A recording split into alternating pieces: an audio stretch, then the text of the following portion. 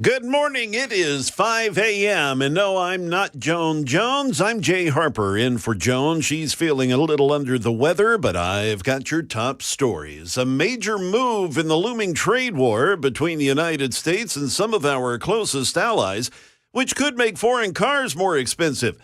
Sweeping new tariffs from the U.S., which President Trump says will pay off in the long run. Here's ABC's Andrea Fujii with details. Trump says the goal of the tariffs is to drive up manufacturing in the U.S., raising up to $100 billion in tax revenue per year. Canada's prime minister calls the tariffs a direct attack. Ties of kinship, ties of commerce, ties that are in the process of being broken.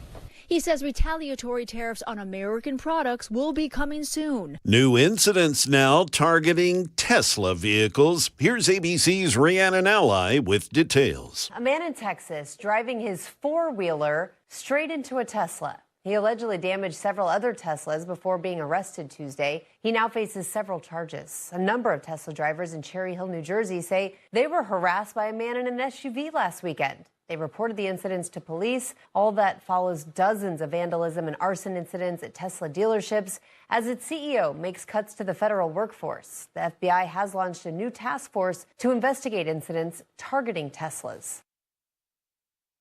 Back here in Tennessee now, Channel 4's Jordan James says they've confirmed through medical sources that the single case of the measles in Middle Tennessee right now is in Rutherford County. The state's health department says the person was infected early March and is recovering at home. They are still actively working to identify people who they came in contact with and any other locations they may have gone. They declined to release any specifics, citing privacy concerns. News of the positive case has traveled throughout pediatric offices in Rutherford County, who tell us they've already started making arrangements. Notify our staff. They have to be trained in what kind of questions to ask. So we went through that yesterday. We checked titers on all of our staff because we have to protect our staff as well.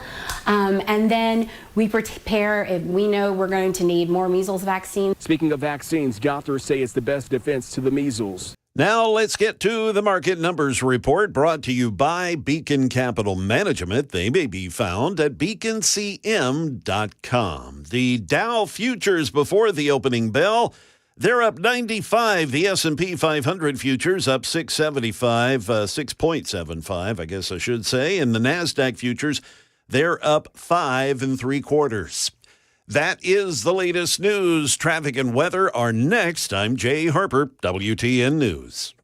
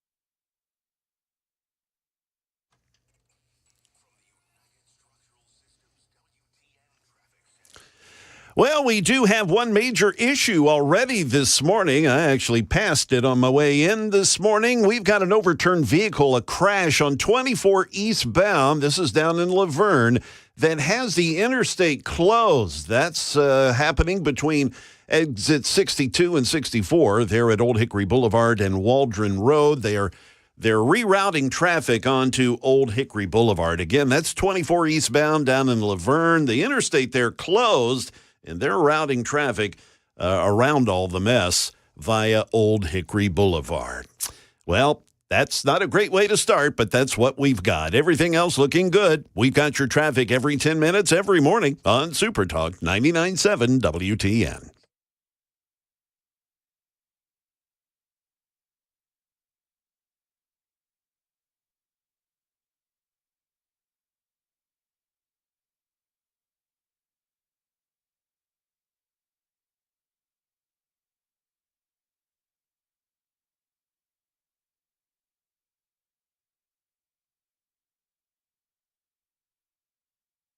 Well, good morning.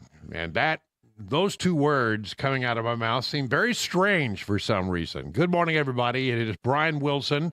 No, not Dan Mandis. Dan is a little under the weather. And so you've got me all the way until 9 o'clock when the Chris Hand Show takes over. So it's been a little odd, Jeff Malinoff, I must say, to get up at this time in the morning and I don't think I've done a morning show in forever. Well, welcome back to the land of the dead over here. I actually never really had struggled too badly. I mean, it's hard to get up at 3 o'clock in the morning. People think, well, you're not on till 5.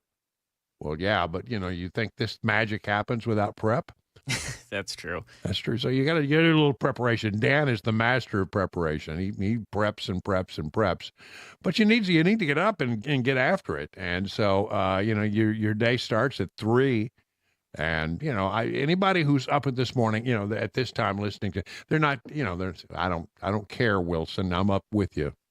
I get it, but it is sort of an odd thing when you've been used to doing afternoons, or you've been, as I've been, retired for a few weeks. It's weird to sort of get up and try to grasp this. But we're going to get after it here this morning. A lot of stuff to talk about. It'll be good to catch up. At some point, we'll go to the phones at 615-737-9986. You can see us on all of our talk television networks, Facebook, etc. Any place that you stream, you can find our TV stream as well. Start with something happening locally at the General Assembly. Man alive, did you see all this yesterday? Once again, it's that Justin Pearson who is stirring things up in Nashville's Capitol Hill from WTVF. Here's their take on it. Fingers fly in the Tennessee Capitol. Lawmakers square off in a terse debate over guns and suicide. Now, you may not know it, but Justin Pearson apparently lost a relative and to gun violence. I think it was suicide, actually. But whatever it is, he was there to fight against a piece of legislation. Here we go. During a presentation over a bill, 2 lawmakers faced off, which dissolved into personal tensions between the Democrat and the Republican, and ultimately an attempted physical fight. HB 1392 was up before the Civil Justice Subcommittee on Wednesday morning when Representative Justin Pearson, Democrat of Memphis, brought forth legislation to reinstate gun carry permits. Tennessee is currently a gun permitless state. He brought the bill months after it was his brother who died by suicide via firearm, and it was his first real day back. And you had another a member of the state legislature, Andrew Farmer of Sevierville, who said, "Hey, I know what you're doing and why you're here, but we've been here working." This did not sit well with Representative Pearson. I made sure that he was taken care of, even in death. That's what I've been doing. He was very, very irritated that his absence had been noted.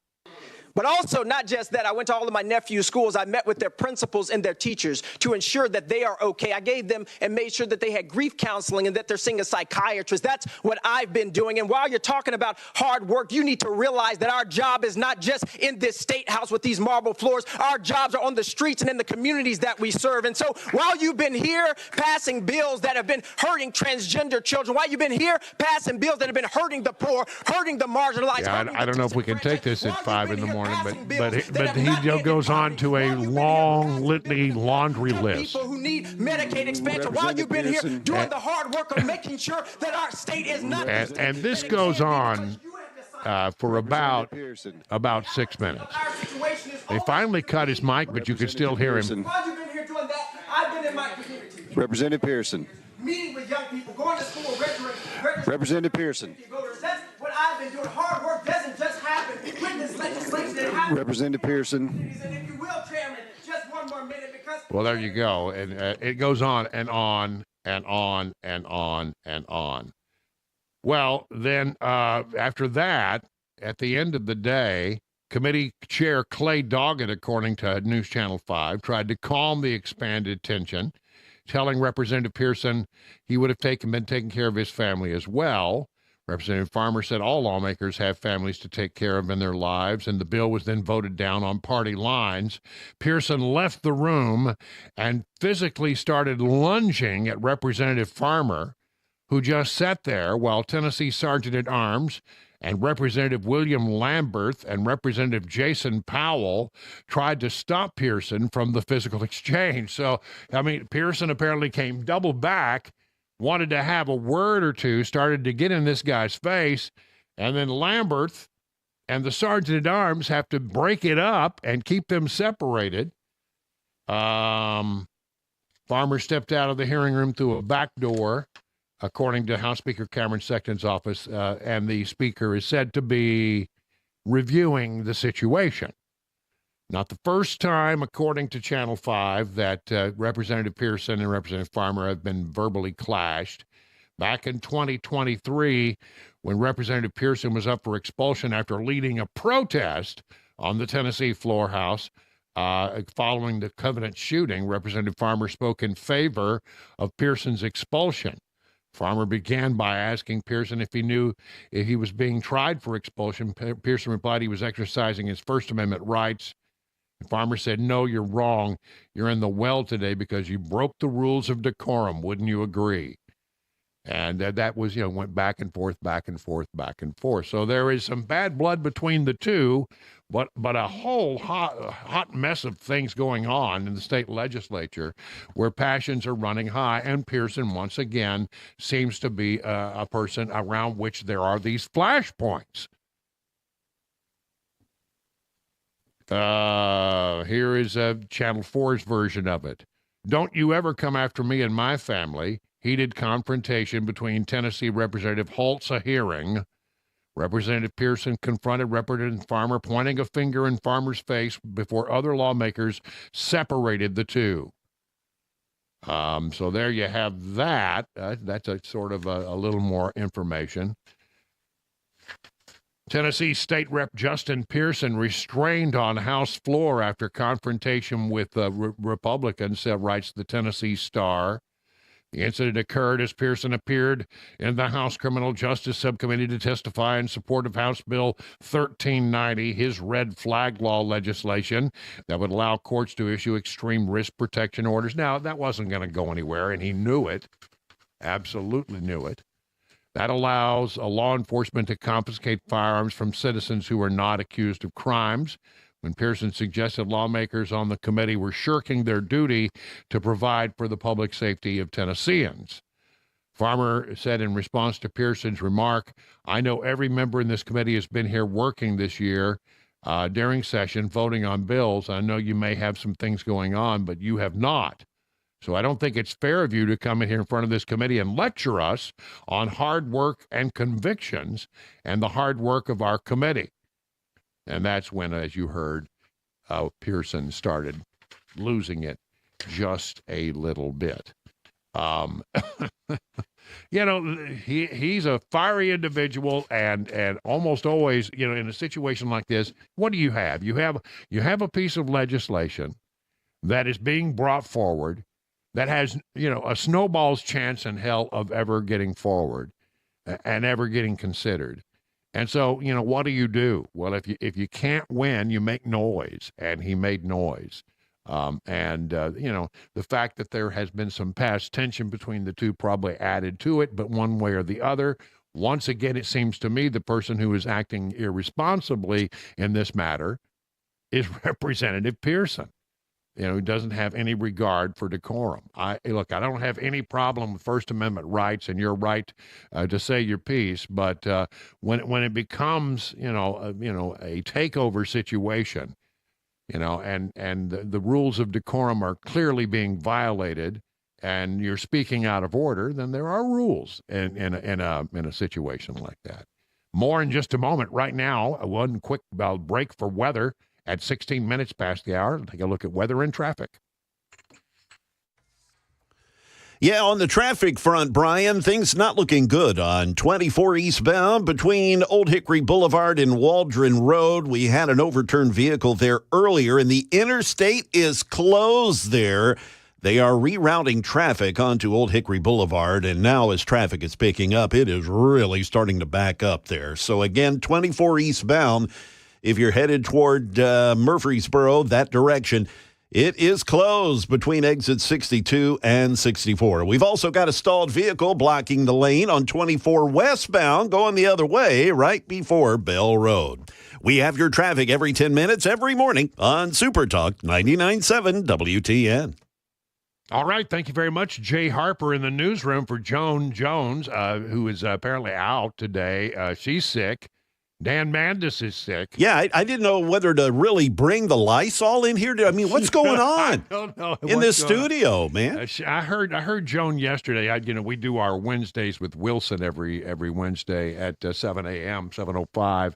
So I was here, and Joan sounded a little croaky. I get that. It's hard. And she was pushing through. She was being the trooper. But at some point, if you keep pushing, you can do some real damage to your vocal cords. True. I don't know. Perhaps it's allergies, because I know a lot of folks are really suffering here with the pollen. Yeah, it's because it's those dadgum Bradford pears. They're out, the trash trees. They're blooming. I got them all over, and I hate them. But one way, they're pretty for about a week, and then they just become a place where the birds sit and poop on my car. We can't have that. But it's good to have Jay in today. And Joan, I hope you feel better. Dan Mandis feeling a little bit under the weather. The only guy who's standing here as part of the regular team is Jeff Malinoff. Still hanging in there. Didn't know anyone was going to be out today, so I walked in and I'm like, "Where's Dan?" Now Dan is always there when you walk in, right? Usually, actually, I sometimes get here before him, believe it or not. Really? We usually get around the same time. Like, this is his text from yesterday. He just texted me from home tomorrow and Friday in case I forgot to tell you, which I assume I'm like, oh, he's just going to be working from home because that's how the text works. But he never said he was sick or anything. No, I think that happened yesterday about 4:00. I got a message from Dan. Are you available if I can't make it? And then we worked it out. I started getting emails about filling in, yesterday morning. Yeah. So, something's going around down there. I'm glad that I'm here in bucolic Watertown, away from all of the nasty germs. I should have just faked being sick. Just have someone else come in. Just for three on it. Yeah. It's been interesting, though, I got to tell you, while I have a minute here, to say good morning and to reacquaint folks. I started in 2018 on the morning show and did that for, I don't know how many years, a lot of years. And then, when I moved to afternoons after the passing of Phil Valentine, it was very different. A lot of people who were, I thought it was the same group of people. This is what I thought. The people who listen in the morning and the people who live in the afternoon, same people. And there are a lot of people who do that, don't get me wrong.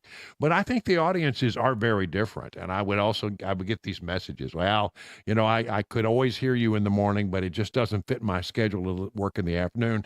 And then I hear the reverse is also true.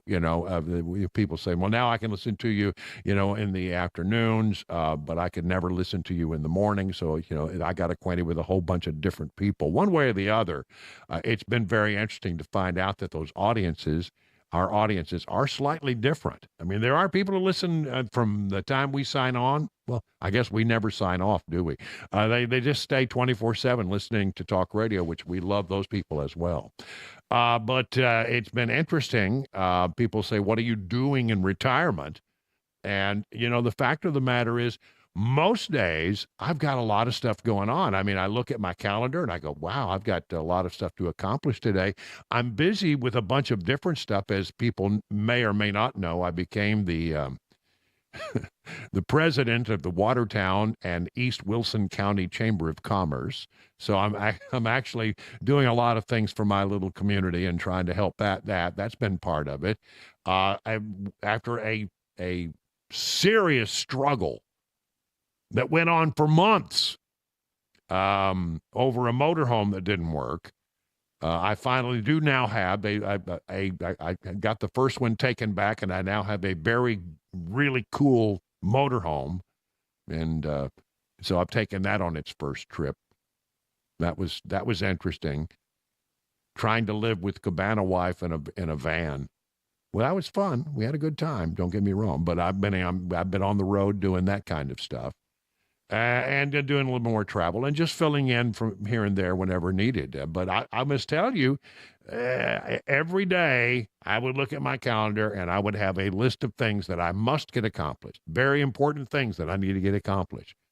And then one day, it was about a week and a half ago, I just looked at my calendar and there wasn't a thing on it. It was weird. It was strange. I felt very odd about it.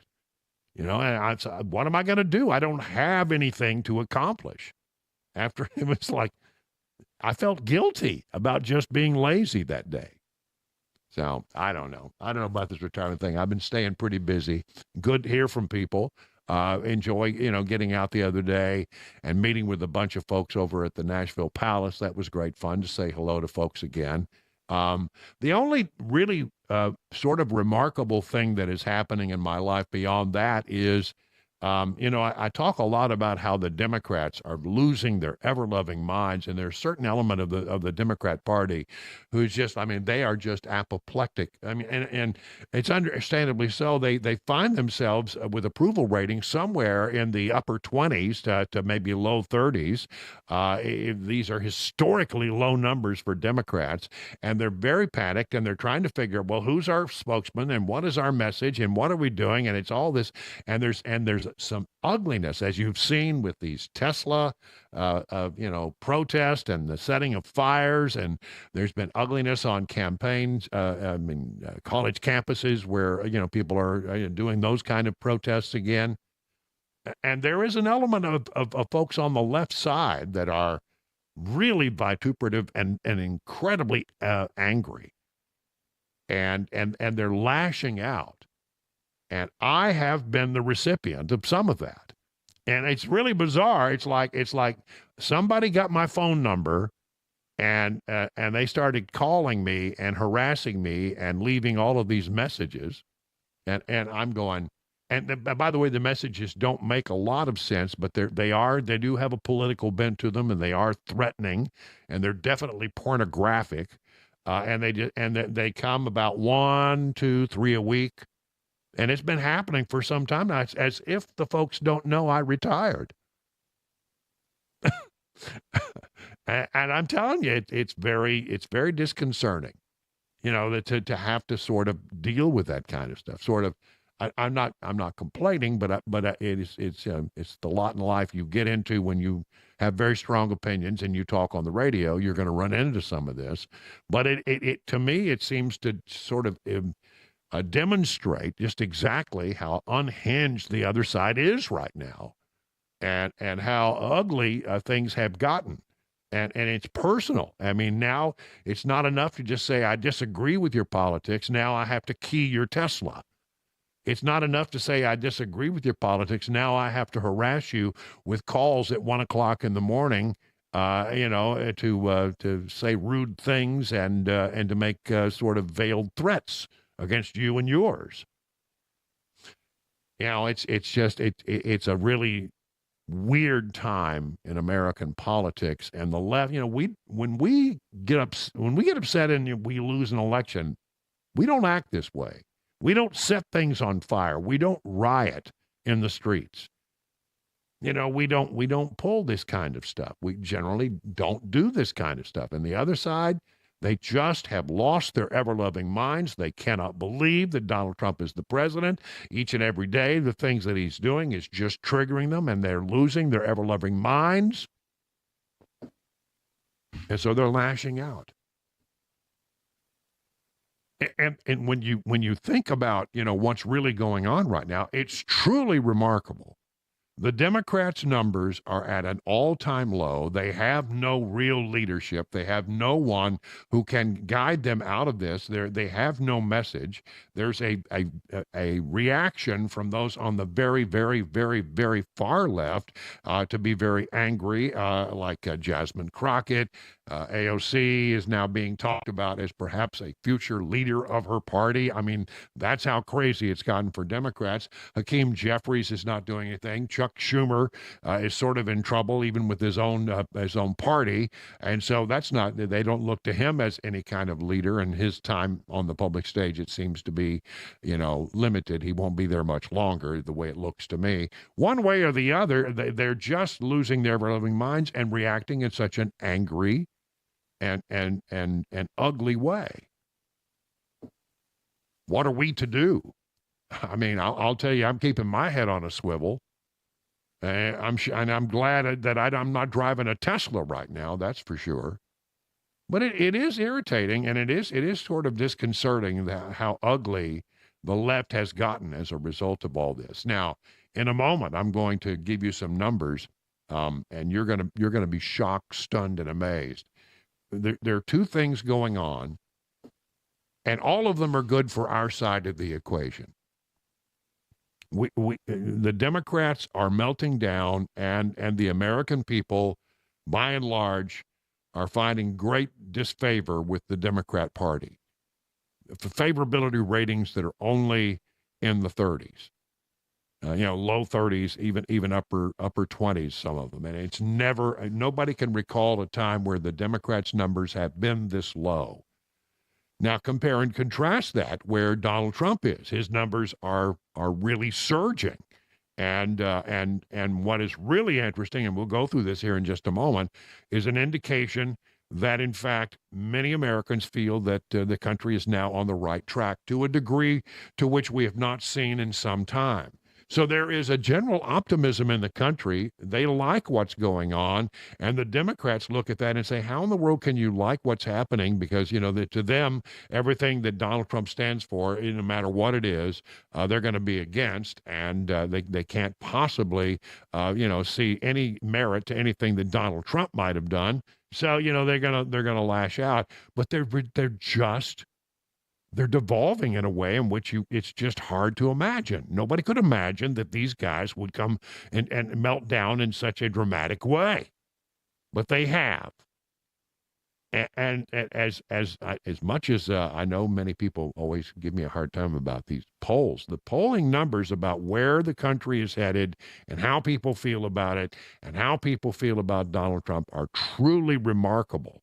Truly remarkable. He's got his highest ratings ever at a time when Democrats have their lowest ratings ever. You can't ask for better than that. And so they're lashing out, and the Democrats are trying to find anything, and that's why we're going to be talking about this signal thing a little bit. That's the only thing they've been able to grasp at right now, and they're making a bunch of noise about that.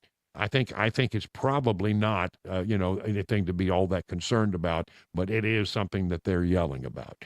Got to take a break right now, 29 minutes past the hour.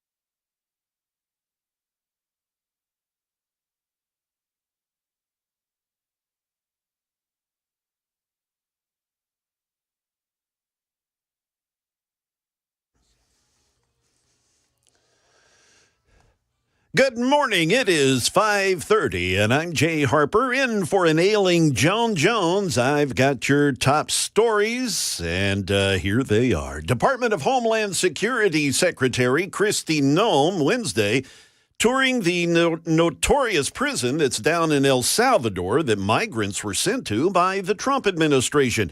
We've got more from ABC's Dave Packer. DHS Secretary Kristi Noem walked the halls of the prison accompanied by men with guns and with U.S. Secret Service agents. It was a great day here. She saw prisoners in cells with masks on, lined up with their shirts off, crunched together. Noem meeting with El Salvador's President Bukele, who's open to more flights and more prisoners from the U.S. We talked about our cooperation on getting the worst of the worst out of the United States and out of our communities, making people safer. But those flights held up for now, an appeals court temporarily putting a block on the Trump administration's Alien Enemies Act deportations.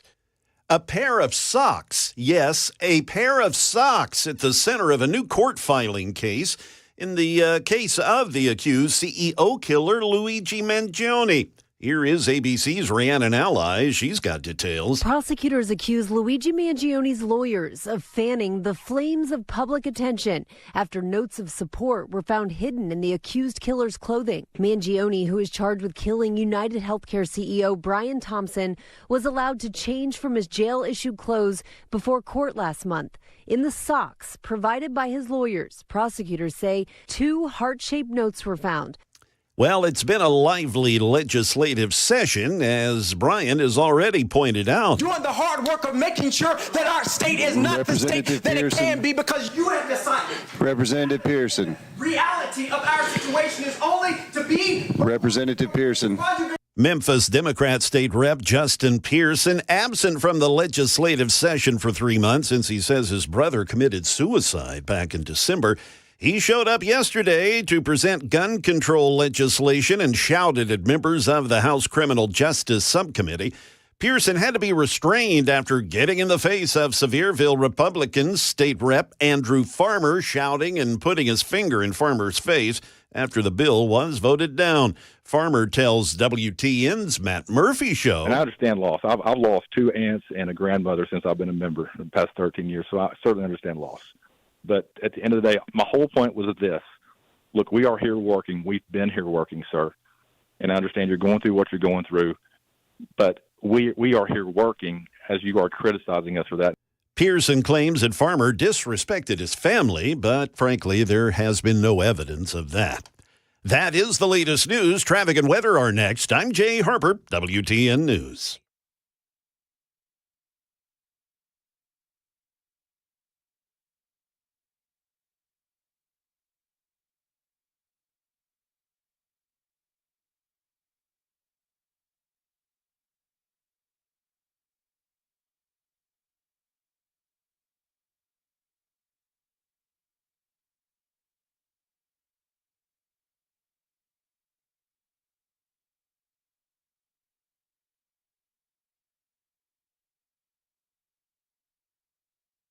Did you know you're overpaying for your health and wellness products? With over 20 company-owned brands offering its members vitamins, supplements, wellness, and skincare products, you're able to save up to 70% off retail. Members Nutrition can't change your life, but we can change the way you live.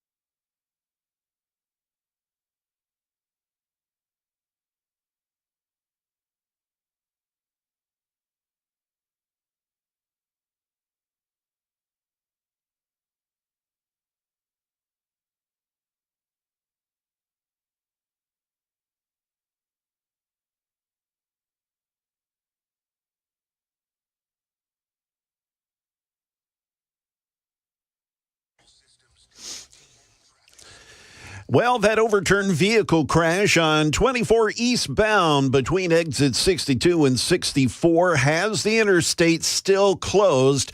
And sadly, we've learned that crash resulted in 2 fatalities. So a very, Very sad and serious situation there. Again, the interstate still closed, 24 eastbound down in Laverne, there in Rutherford County, between Old Hickory Boulevard and Waldron Road. They are exiting, folks, there at Old Hickory Boulevard. We also have a stall that is partially blocking the left lane on the other side of the interstate. This would be 24 westbound, right before Bell Road. We have your traffic every 10 minutes, every morning on Super Talk 99.7 WTN.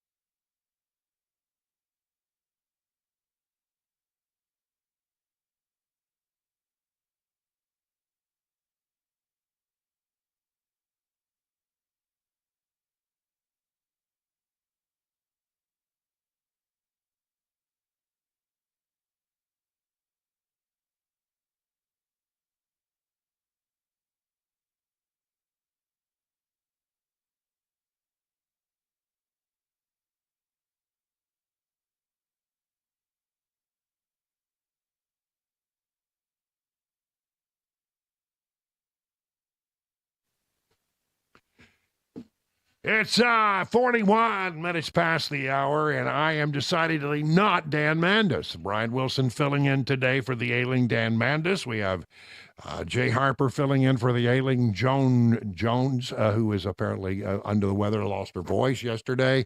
And she was feeling pretty croaky, Jay. But we're glad that you're there. And now we have the only guy standing who's supposed to be here today is Jeff Balanoff. And Jeff, good to have you there pushing the blinky buttons. Happy to be here, and I'm going to give Dan some crap off the air because he has little sniffles. Well, no, that's not what the problem was. It was described to me was, but I don't know. It's not my story to tell. That's right. Not my story to tell. So I'll leave that for another day, and somebody else can tell it. Hey, listen, we were talking, about how these numbers are just beyond belief. And it is really quite remarkable. I mean, the left is looking for something to stir the pot with, and they're trying to make something out of this whole thing with Signal, which we'll talk about a little bit later. I don't think it's all that in a bag of chips one way or the other. They're trying to make that a thing. But the reason is they're in complete meltdown and panic. They look around and they see that their numbers are falling, and that Donald Trump's numbers, to them, unbelievably, are going up. It's pretty easy to understand for me why his numbers are going up, because people like the policies that he's putting in place. But the Democrats are in a world of hurt. This whole thing has been number crunched by Harry Enton, the number cruncher over at CNN. Take a listen. He's basically more popular than he was at any point in term number one, and more popular than he was when he won election back in November of 2024. What are we talking about? His net favorable rating right now comes in at -4 points. Compare that to where he was when he won in November of 2024, when he was at -7 points, or March of 2017, when he was at -10 points. So when you compare Trump against himself, he's actually closer to the apex than he is to the bottom of the trough. And of course, that's so important because Donald Trump, historically speaking, has had his numbers underestimated. So I think it's very important to compare him to himself to understand he's actually more popular now than he was when he won, or certainly where he was at this point back in his first term. The bottom line is Trump is more towards the ceiling than he is towards the floor. Yeah, that's amazing. I mean, it truly is amazing. As these things go, he's doing very, very well in the numbers. He's more popular than he has ever been. When you hear that popularity is at -4, it may not sound like it, but that's pretty good given where Americans are with regard to their political leaders. But yeah, I mean, he's doing a lot better than he has done. He's at the height, not the bottom. And this is, again, driving the Democrats just a little, guano crazy. They're going guano crazy. And so we look at this here. Now, I have some more sound that I want to play here about how bad it is for the Democrats. So you've just heard Harry Enton give the whole rundown on how Trump is doing better than he's ever done before, and that he's at the apex. But how are the Democrats faring with the American people? Not well at all. And one of the ways you get at that is through a question that's a tried and true, question that pollsters always ask. How do you feel about the state of the country? How do you feel like, are we headed on the right track? Or are we headed on the wrong track? And we'll get to that in just a moment. Right now, a quick break for weather at 45 minutes past the hour.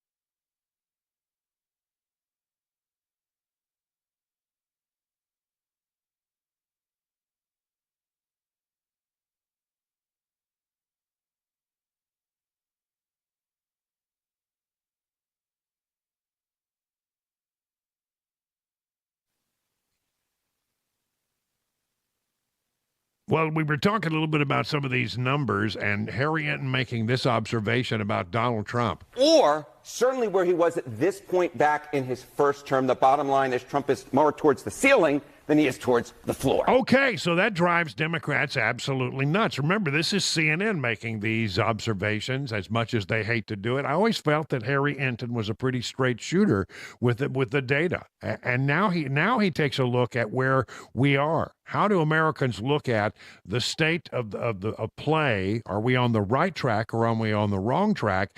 Notoriously, people generally say we're on the wrong track. That's almost always the answer in a big way, but it's changing somewhat with Trump. This, I think, is rather important because, again, if the polls have historically underestimated Donald Trump, what is a metric that might get at understanding at how popular he may actually be? So let's take a look at the percentage of the country who say that we're on the right track. It's actually a very high percentage when you compare it to some historical numbers. What are we talking about? According to Maris, 45% say that we're on the right track. That's the second highest that Maris has measured since 2009. How about NBC News? 44%. That's the highest since 2004. Wow. The bottom line is the percentage of Americans who say we're on the right track is through the roof. And if you were to compare it to when presidents have historically been reelected, of course, Trump is not constitutionally eligible to run for reelection, but I think it sort of puts it in perspective. 42% of the country says the country is on the right track when the incumbent party is reelected. And also keep in mind, back when Kamala Harris lost and the Democrats were turned out of power, only about 27 to 28% of the country said the country is on the right track. The bottom line is right now, a much higher percentage of the country says we're on the right track. And finally, Sarah Seidner, I want to put it all in the congressional generic ballot. What about Congress? What about Congress? Because those are the folks who are up in 2026. And take a look here. The Dems versus the Republicans on the generic congressional ballot. Back in November of 2020, when Democrats won, it was +5 Democrats. Tied in November of 2022, +1 in November of 2024 when Republicans maintain control. And then you look at March of 2025. This number looks a lot more like 2022 or 2024 when Republicans won control of Congress. The bottom line is, yes, Donald Trump's approval rating is lower than compared to a lot of his predecessors, but it's higher than compared to himself. A lot of folks say the country's on the right track, and the generic congressional ballot looks a heck of a lot more like when Republicans win than when Democrats win. This is very telling. At least at this point, Republicans are still in the catbird seat. How about that? I mean, in what you say, well, it's too early to be thinking about the midterm election. No, they're already thinking about the midterm elections in Washington, D.C. And that we are, as a nation, inclined to say in a greater way than we normally do, that we are, I mean, it's not in positive territory, but I mean, you got to look at the history of these things. Most Americans, when asked the question, are we on the right track or are we on the wrong track, the majority of people will always say we're on the wrong track. But the number of people who are saying that we're on the right track is coming up dramatically. Again, when you look at the historical number, it really is up radically. As they said, it's the highest number NBC had said that they had seen since 2004. So, yeah, Americans are pleased with what they're seeing. The policies are working. You know what it is? I'm going to tell you exactly what it is. It's you got a guy who went out there and campaigned on some popular things. We're going to fix the economy. We're going to fix the border. We're going to do this. We're going to do that. We're going to do this. And he laid out everything that he was going to do. And then, by gosh, when he gets elected, he starts to do the things that he said he was going to do. I mean, what a novel concept that is for government, to hire someone who does exactly what he said he was going to do. And will it all survive? No. Is it all going to be perfect? No. Is there a rush here? Yeah. And maybe in rushing, things get a little sloppy now and then. But here's the bottom line. Overall, Americans are not focusing on that. They're focusing on the fact that the border is better, that the economy looks like it's going to be coming around. A lot of things that are being done out there, especially the efforts to trim government, incredibly important to the electorate writ large. And Americans are looking at that and they're going, yeah, smaller government is what I want. And the Democrats lose their mind at that very thought, but one way or the other, that's exactly what we're going to have. 50 minutes now past the hour of 5 o'clock on Super Talk 99.7.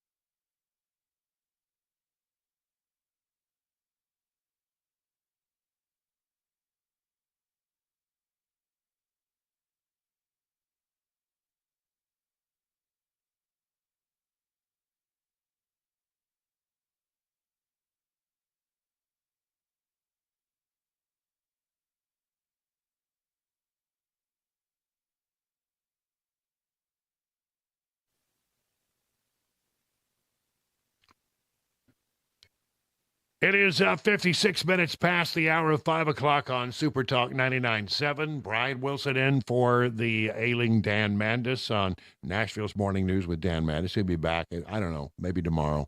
But you got the call late yesterday. Joan Jones also out today. So an unusual amalgam of people. We got Jay Harper in the newsroom, but Jeff Melanoff still in his rightful position there, pushing all the blinky buttons. Now, we were talking a little bit about, these numbers and how good they are for Republicans and how bad they are for Democrats and how the Democrats are losing their minds. There is one thing that I just need to sort of have a conversation with you about. And that is, what's going to happen as these tariffs start to be imposed. Now, I'm very much in favor of tariffs. I don't have any problem at all with the concept of a tariff. And by the way, neither did our founding fathers. They believed in tariffs. And so I don't have a problem by saying, if you want to buy a car and it was made outside of this country and brought to this country, you're going to pay a 25% tariff on it. If you want to avoid that, then build the car in America, in an American plant. By the way, we're building one here in the state of Tennessee for Ford right now, Blue Oval City over in Memphis. Yeah, we're doing it. So, if you want to build your car here, then that's fine. There'll be no tariff. Well, look, here's the good news. Long-term, people will come back to America. We're already seeing it in a dramatic fashion. People are coming back to build products in this country, moving their manufacturing back. That's the goal. What does that do? That gives us jobs. That makes the economy stronger. Yes, it takes a little while, however, right? And there may be a time when you're talking about these tariffs where for a short period of time before the good of tariffs can be played out, it may get a little rough. Things may get a little expensive. Some things may cost you more. Don't be shocked, stunned, and amazed. You got to play the long game here. It doesn't change like this will be so good for this country and for this economy, and the economy will be stronger than ever if these things start to happen, as I think they will. And I think most companies that have taken their manufacturing overseas don't want to pay a 25% tariff. They're going to come back, but it's going to take a little while to move that manufacturing. Can you endure it? Can you endure it? Now, here's what I think is the offsetting factor. There is an offsetting factor.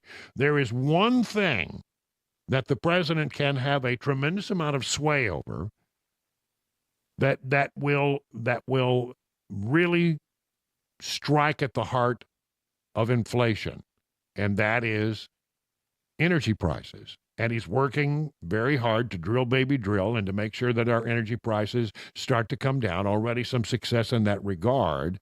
Energy prices come down, yes, while some other things may go up on the short term. And the Democrats are going to make a lot of noise about that kind of stuff, about the stuff that's going up. But you got to understand, when you're talking about tariffs, it's the long game, and you've got to be patient. In the short term, yeah, some things may cost you more. In the long term, it is great for this country. Time for the news now at 59 minutes past the hour on Super Talk 99.7.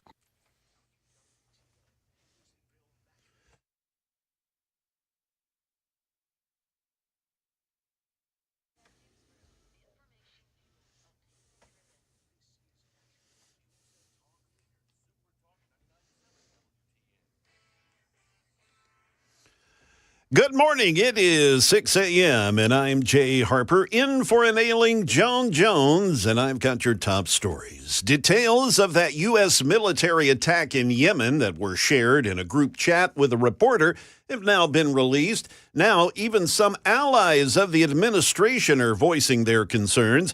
Here's ABC's Christiane Cordero on the White House reaction. The fallout over the leak of U.S. military strike plans a witch hunt. I think it's all a witch hunt, that's all. I think it's a witch hunt. I wasn't involved with it. The Atlantic magazine has published more of the messages that reporter Jeffrey Goldberg says were sent to him in a group chat with the top defense officials before airstrikes in Yemen. Moving overseas now, at least 26 people killed in devastating wildfires in South Korea. Here's ABC's Inez de la Catera with more from the Foreign Desk. Multiple wildfires continuing to tear through South Korea's southeast region, making this the deadliest fire in the country's history. Officials say most of the victims are in their 60s and 70s. Another 26 people have been injured, with 12 in critical condition. More than 23,000 people have been forced to evacuate. The country's acting president calling the crisis unprecedented. Fires are rare in South Korea, but strong winds have prompted this blaze to spread rapidly, even destroying a 1,300-year-old temple. Inez de la Catera, ABC News. Legislation back here in Tennessee that allows schools to deny enrollment or charge tuition to illegal immigrant children has advanced. It's passed the House Education Committee yesterday despite... Our house! Whose house? Our house! Whose house? Our house! Whose house? Our house! Education for all! Education for all! Yeah, despite some protesters, and that fight not over yet. The Market Numbers Report brought to you by Beacon Capital Management. You can find them online at beaconcm.com. Let's get this morning's Wall Street report from Jim Ryan. President Trump has signed off, and now 25% tariffs on imported cars and light trucks are set to hit a week from today. The biggest suppliers of cars and car parts to the U.S. are Mexico, Japan, South Korea, Canada, and Germany. Talk of tariffs through the brakes on Wall Street Wednesday. The Dow Jones slipped 133 points to close at 42,455, while the S&P gave up 1.1%. The Nasdaq took the biggest hit, falling more than 2%. Swedish fashion giant H&M overnight posted weaker than expected sales for the fiscal first quarter. Flagging demand has weighed on the world's second largest clothing retailer, but the company is anticipating an uptick in sales this month. Frito-Lay is recalling a small number of Tostitos because they may contain undeclared milk.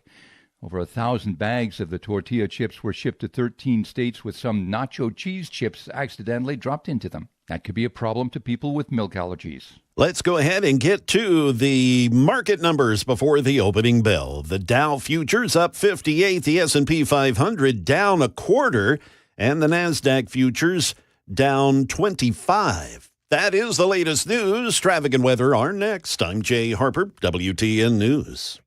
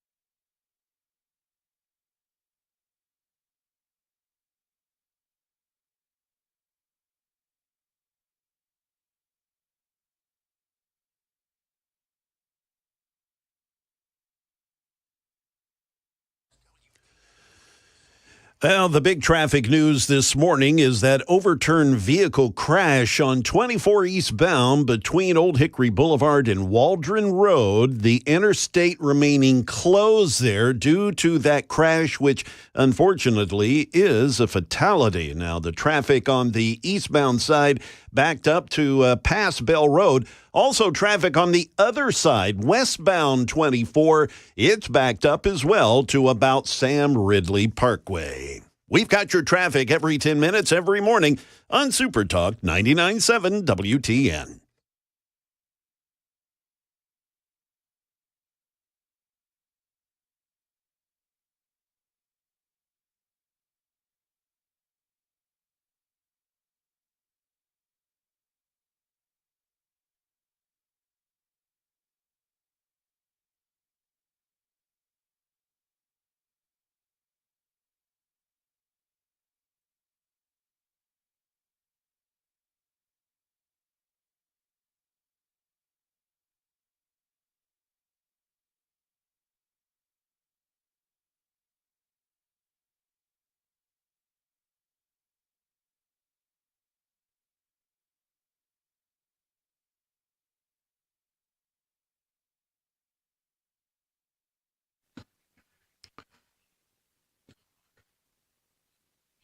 It is 7 minutes past the hour of 6 o'clock on Super Talk 99.7.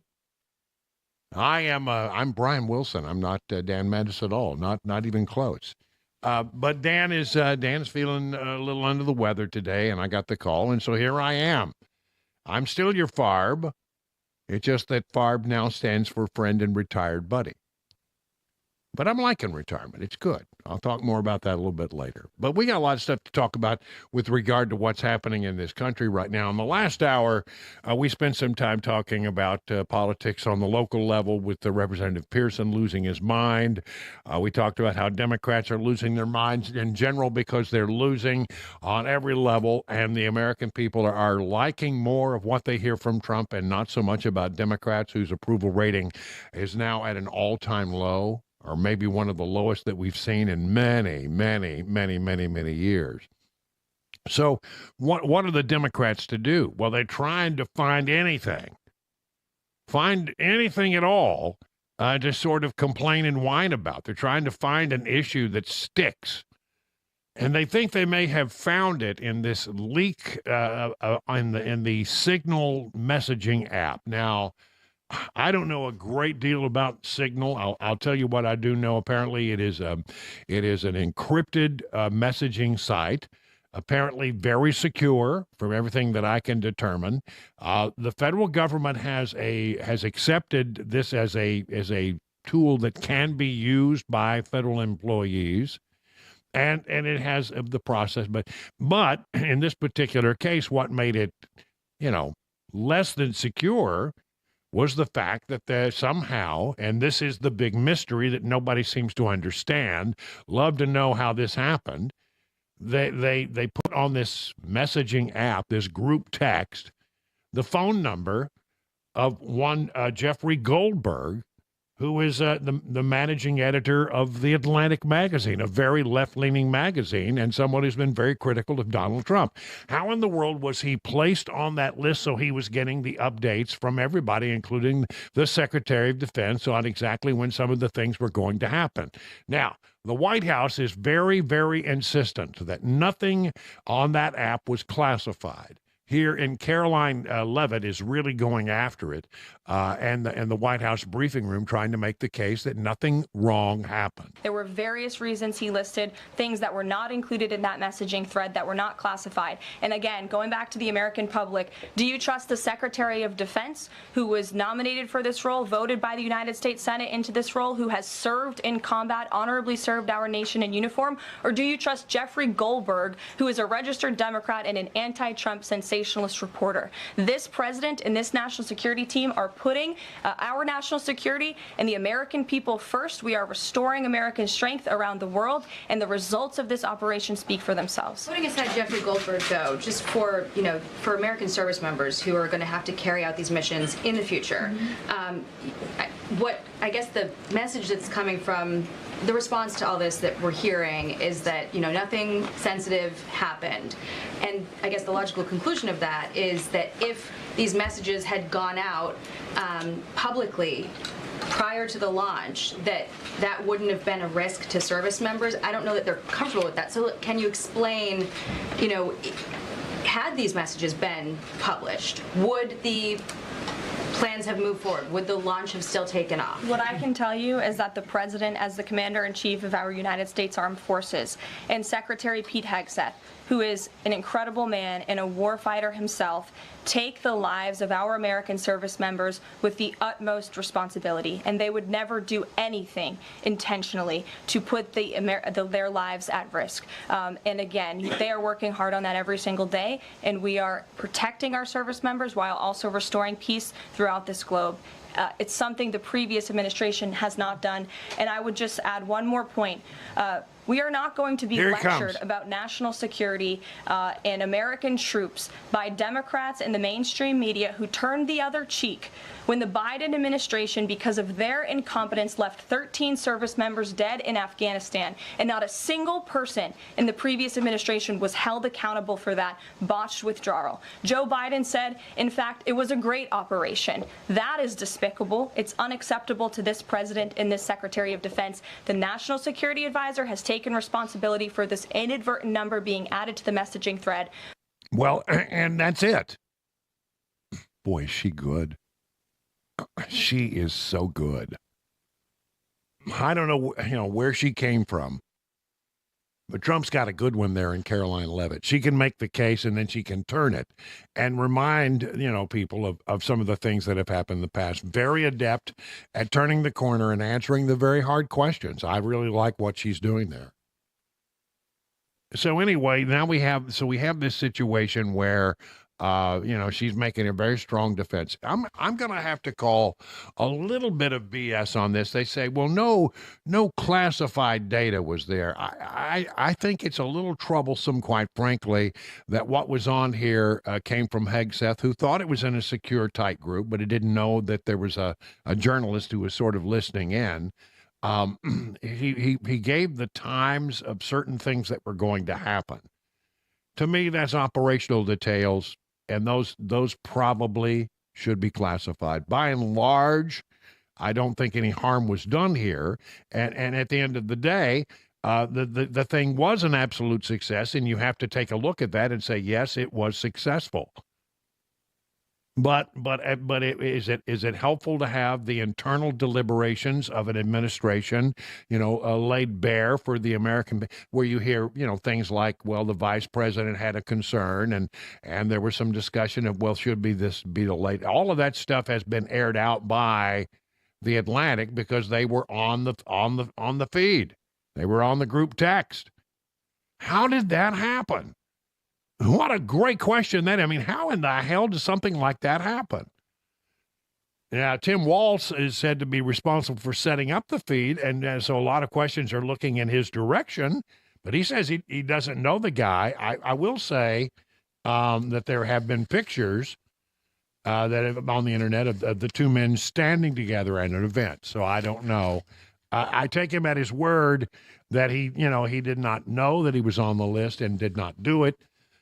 As for Jeffrey Goldberg, here's what CBS News is reporting. The editor of The Atlantic, Jeffrey Goldberg, has nothing to say about his relationship with National Security Advisor Mike Waltz, who inadvertently added him to a group chat about the United States' highly sensitive plans to bomb Yemen a few days ago. I'm just not going to comment on my relationship with Mike Waltz, Goldberg told CBS News in an interview Wednesday. Waltz claimed he has never met with Goldberg, wouldn't be able to pick him up out of a police lineup, and trashed the reputation, calling him the bottom scum of journalists. But photos did surface yesterday online of an event of them together at the French Embassy in 2021. So take that for what it's worth. I mean, I went to those events. Could I remember everybody who was standing next to me? No. I don't think it's odd that he doesn't remember him from that event. But one way or the other, it came through Waltz, and Waltz is trying to figure it out. Doesn't seem to have a good explanation, but says he's not sure how Jeffrey Goldberg got on this thing. I don't know. But I'll tell you this, the left really is trying to do everything they can to make this a thing, to make it something they really want to stir the pot. You're not going to believe how far CNN went and their attempts to make this a broiling controversy. And I'll share that with you in just a few moments.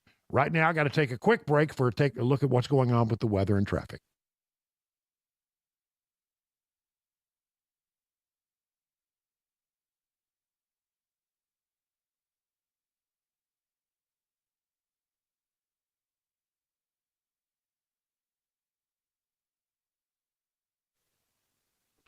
All right, 6:16 on Super Talk 99.7. Brian Wilson in for Dan Mandis, feeling a little under the weather. Joan Jones off today as well, and we have Jay Harper in the newsroom taking care of all that. All right, so the left desperately looking for, as we've told you, if you've been sort of following my thread here this morning, we're talking about how, the Democrats are in disarray, they're in complete meltdown, they're in complete panic, they're trying to figure out how to get back into their game. Their approval ratings are as low as they have ever been, and they're looking to find some way to sort of bring Trump down. And they're working hard at it. So hard that they took this conversation, this group text. You're not going to believe what they did. They applied artificial intelligence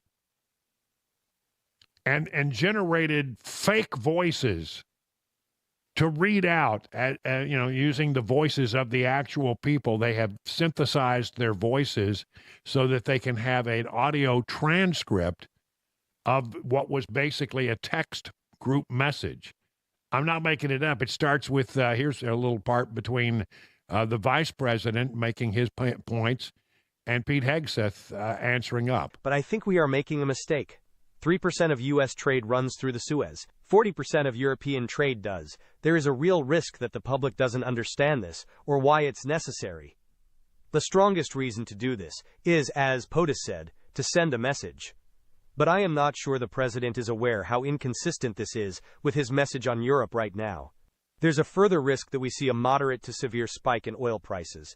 I am willing to support the consensus of the team and keep these concerns to myself. But there is a strong argument for delaying this a month, doing the messaging work on why this matters, seeing where the economy is, etc. That is supposed to be the vice president. VP, I understand your concerns, and this is Pete Hegseth, allegedly, and fully support you raising with POTUS. Important considerations, most of which are tough to know how they play out. Economy, Ukraine peace, Gaza, etc. I think messaging is going to be tough no matter what. Nobody knows who the Houthis are, which is why we would need to stay focused on 1. Biden failed, and 2. Iran funded. Waiting a few weeks or a month does not fundamentally change the calculus. 2 immediate risks on waiting. 1. This leaks, and we look indecisive. 2. Israel takes an action first, or Gaza ceasefire falls apart, and we don't get to start this on our own terms. We can manage both. We are prepared to execute, and if I had final go or no-go vote, I believe we should. This, not about the Houthis. I see it as 2 things. 1. Restoring freedom of navigation, a core national interest. And 2. Reestablish deterrence, which Biden cratered.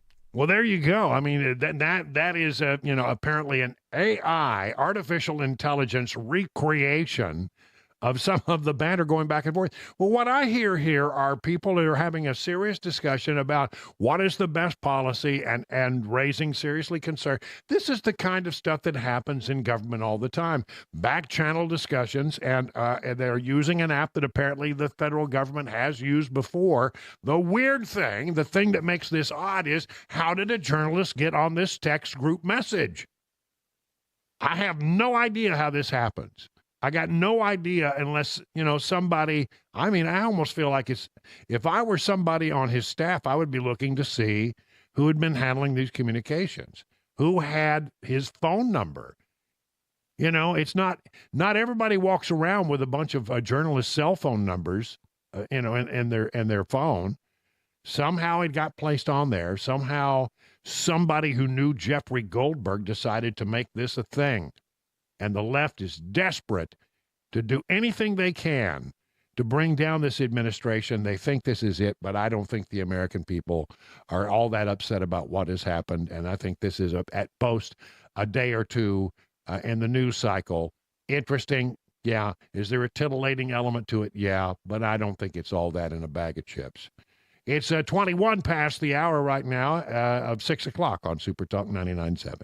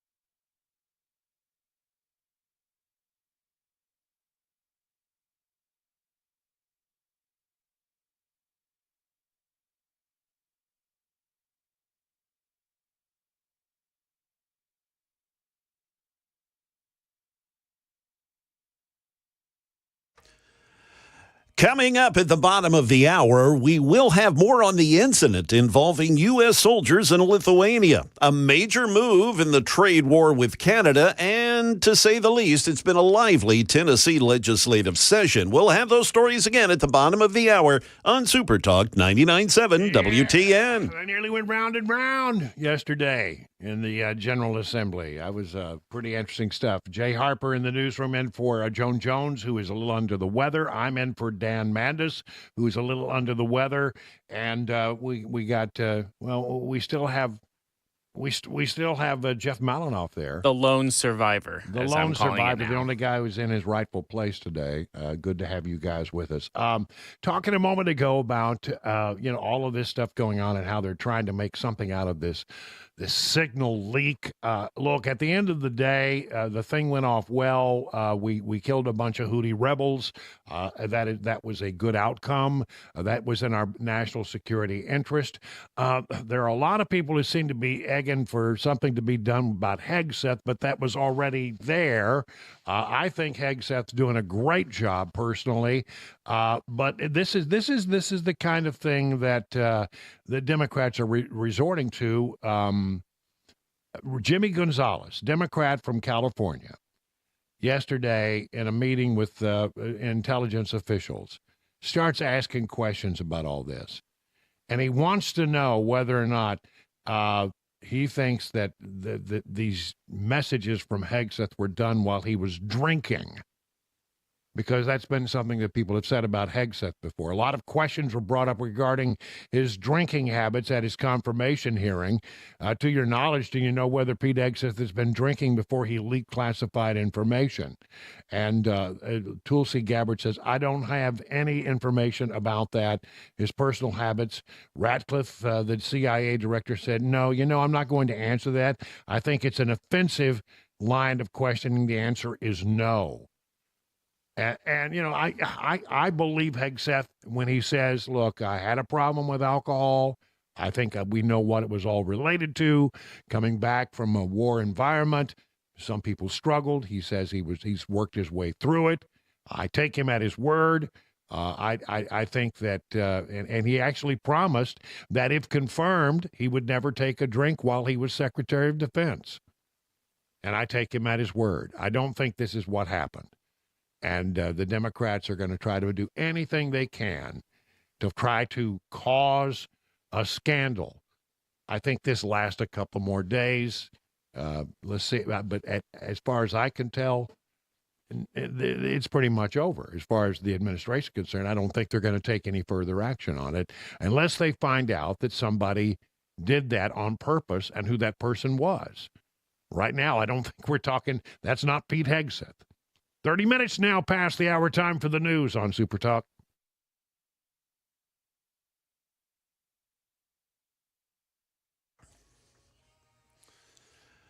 Good morning. It is 6:30 a.m. I'm Jay Harper with your top stories. I'm in for Joan Jones this morning. We'll have traffic and weather coming up here in a bit. An incident concerning U.S. soldiers in Lithuania. Here's ABC's Andrew Dimbert. The search is on for 4 U.S. troops missing in Lithuania. They're part of a NATO force and haven't been heard from since a training incident Tuesday.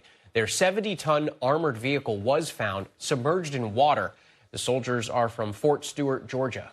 A major move in the looming trade war between the U.S. and some of our closest allies, which could make foreign cars more expensive. Sweeping new tariffs from the U.S. that President Trump says will pay off in the long run.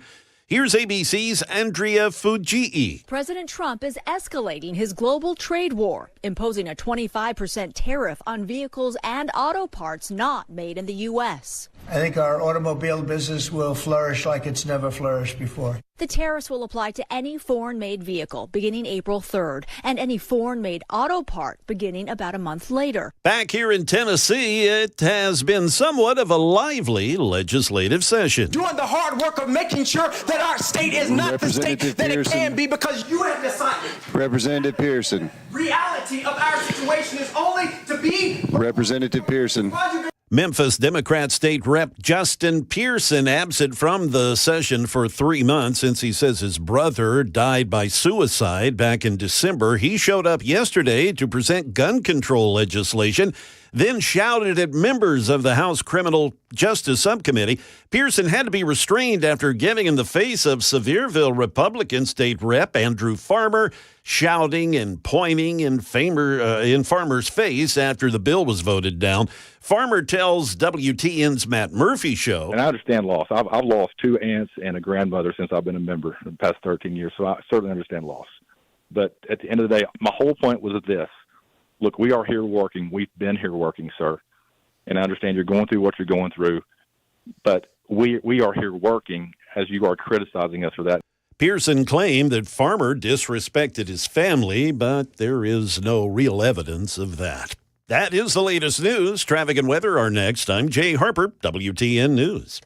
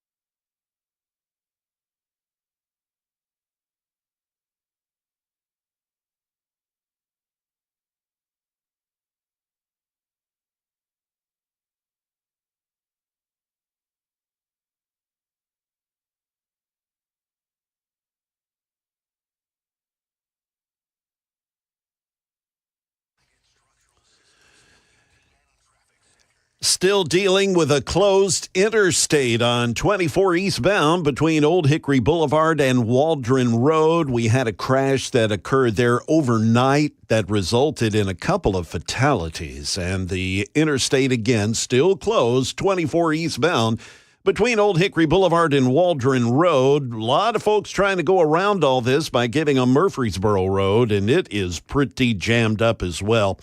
We also, on the other side of the interstate, have a wreck that is blocking things, 24 westbound, just before Waldron Road. And now another crash has just popped up, 24 eastbound at Bell Road.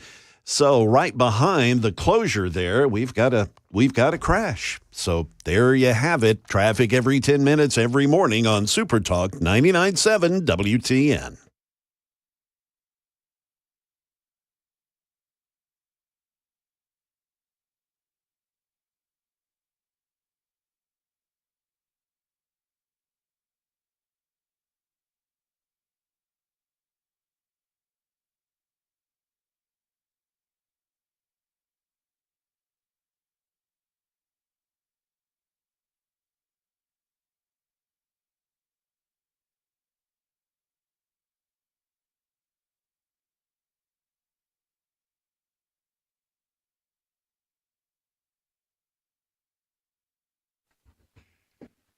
It's 38 minutes past the hour of 6 o'clock. I'm Brian Wilson in for Dan Mandis today, and he'll be back, I don't know, maybe tomorrow. We'll see how he's feeling. Feel better, Dano. We're talking about, we're talking about what's going on in the swamp right now, and let me just ask you a question. It's simple question. If I came to you and said, you've got to trim your budget by 1%, your home budget, you could find a way, right? You could find a way to get 1% and find a savings and move on. Not a big deal. 1%, not going to make you, not going to break you. You'd find something. You'd make some sacrifice along the way. Well, NPR says they get 99% of their funding from the American people, private donations. And they claim that the government money that they get is about 1%. Well, if that's true, then why are they so dependent upon federal funding? Why is it that they are so upset every time we start talking about doing away with NPR or with PBS? Well, I think it's because they get a lot more than 1%. Now, I don't know how that happens, but I mean, if it's just 1%, they would not be that upset. They're very upset about it. So, I am of the opinion that PBS and NPR do not need to exist. If they went away tomorrow, it wouldn't be the end of the earth, and I don't think we'd miss it all that much. They always talk about, well, you want to do away with Elmo? You want to do away with Big Bird and Oscar the Grouch and all of those Sesame Street characters? Those Sesame Street characters have done well in the commercial world as well. They would land somewhere, they would be well funded, and they would be supported. It would happen. There'll be a place for Elmo. It'd be a different place. There'd be a place for Cookie. I, by the way, have met personally Cookie Monster and Elmo. Just saying. And I liked them. Thought they were very nice. Thought they were very funny. Thought they could be educational. I just don't think the government ought to be paying for it. Are you telling me that nobody would pick up the Sesame Street and run with it if PBS were gone tomorrow? Nobody would. No, we wouldn't miss it. It would be picked up someplace else in a heartbeat. So why do they get so upset? Here's a little bit from this hearing yesterday. This is Marjorie Taylor Greene. In this particular case, she's going up against a woman by the name of Catherine Mayer, who is the CEO of NPR. Her past job was she basically managed Wikipedia. Very left-leaning and has tweeted an awful lot of stuff that she's now having to answer for. Ms. Marr, Your public statements and social media posts reflect left-wing ideology and blatant opposition to free speech. After all, you were the head of Wikipedia for many years, which is a platform that doesn't tell the truth.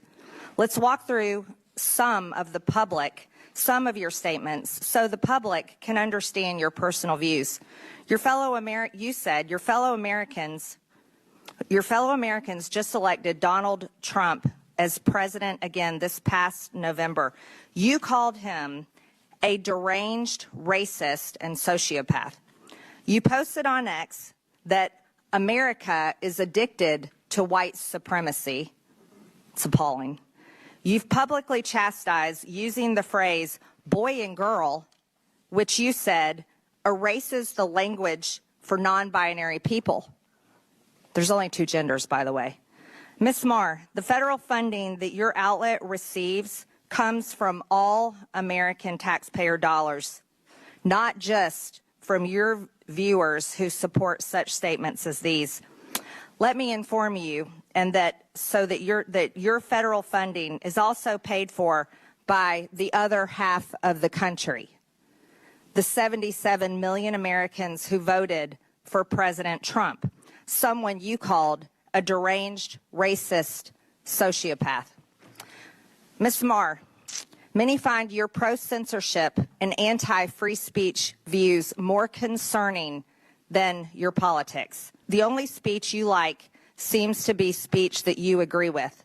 In 2021, you called the First Amendment the #1 challenge in American journalism because it makes it hard to crack down on bad information. That's an astonishing statement in its own right. You said in a TED Talk that our reverence for the truth might be a distraction.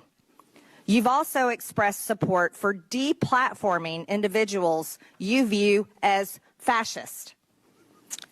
Who do you think should be charged with cracking down on so-called bad information?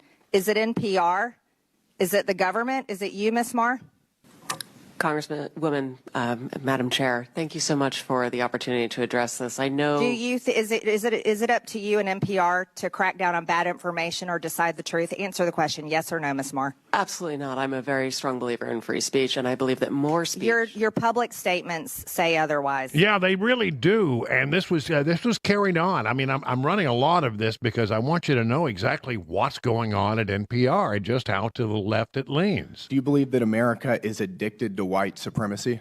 I believe that I tweeted that, and as I've said earlier, I believe much of my thinking has evolved over the last half decade. Oh, it's evolved, has it? Yeah, I don't believe those things that I said before. The Wayback Machine is there.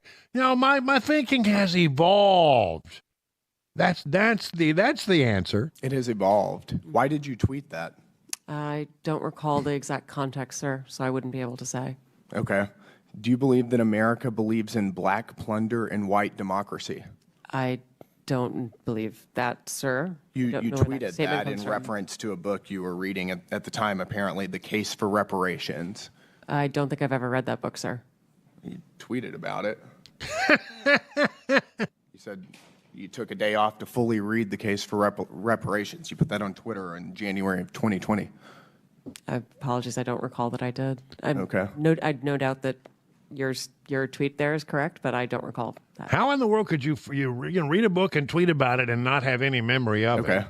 Do you believe that white people inherently feel superior to other races? I do not.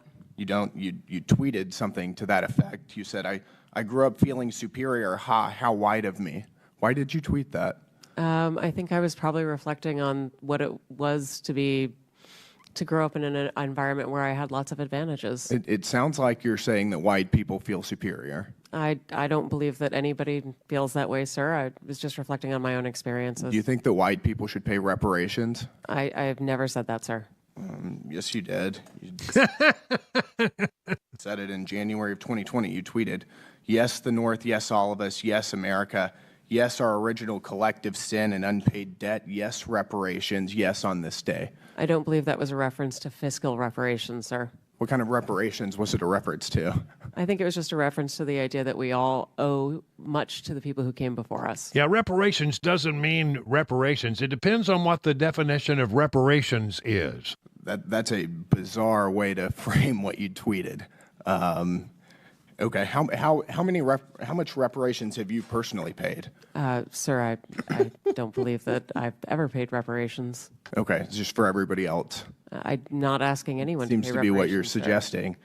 Do you believe that looting is morally wrong? I believe that looting is illegal, and I refer to it as counterproductive. I think it should be prosecuted. Do you believe to the it's full extent of the morally law. wrong, though? Of course. Of course. Then why did you refer to it as counterproductive? It's a very different way to describe it. It is both morally wrong and counterproductive, as well as being You illegal. tweeted, "It's hard to be mad about protests," in reference to the BLM protests, not prioritizing the private property of a system of oppression. You didn't condemn the looting. You said that it was counterproductive. NPR also promoted a book called In Defense of Looting. Do you think that that's an appropriate use of taxpayer dollars? I'm unfamiliar with that book, sir, and I don't believe that was at my You time at tweeted NPR. that you read that book, but I don't believe that I did read that. She can't remember what she wrote or what she said. Unbelievable. A little late getting to the traffic and weather. More on this in just a moment.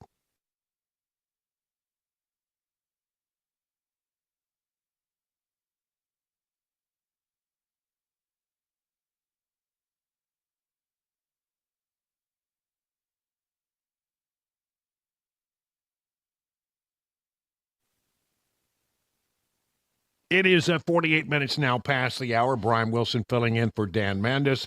So this NPR PBS, look, the money that comes from the federal government to NPR, if it really is only 1%, then taking it away should not be such a big dog deal. But it's not. They get a lot more from that. And every time that you talk about taking away, they say, well, it's just 1%.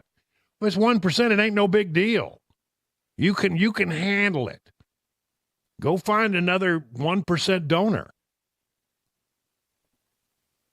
So, I don't understand how we still have these funded, very liberal organizations that go out there and take a decided point of view, operated by very liberal people, and nothing changes. It never changes. And our federal taxpayer dollars ought not be used for this.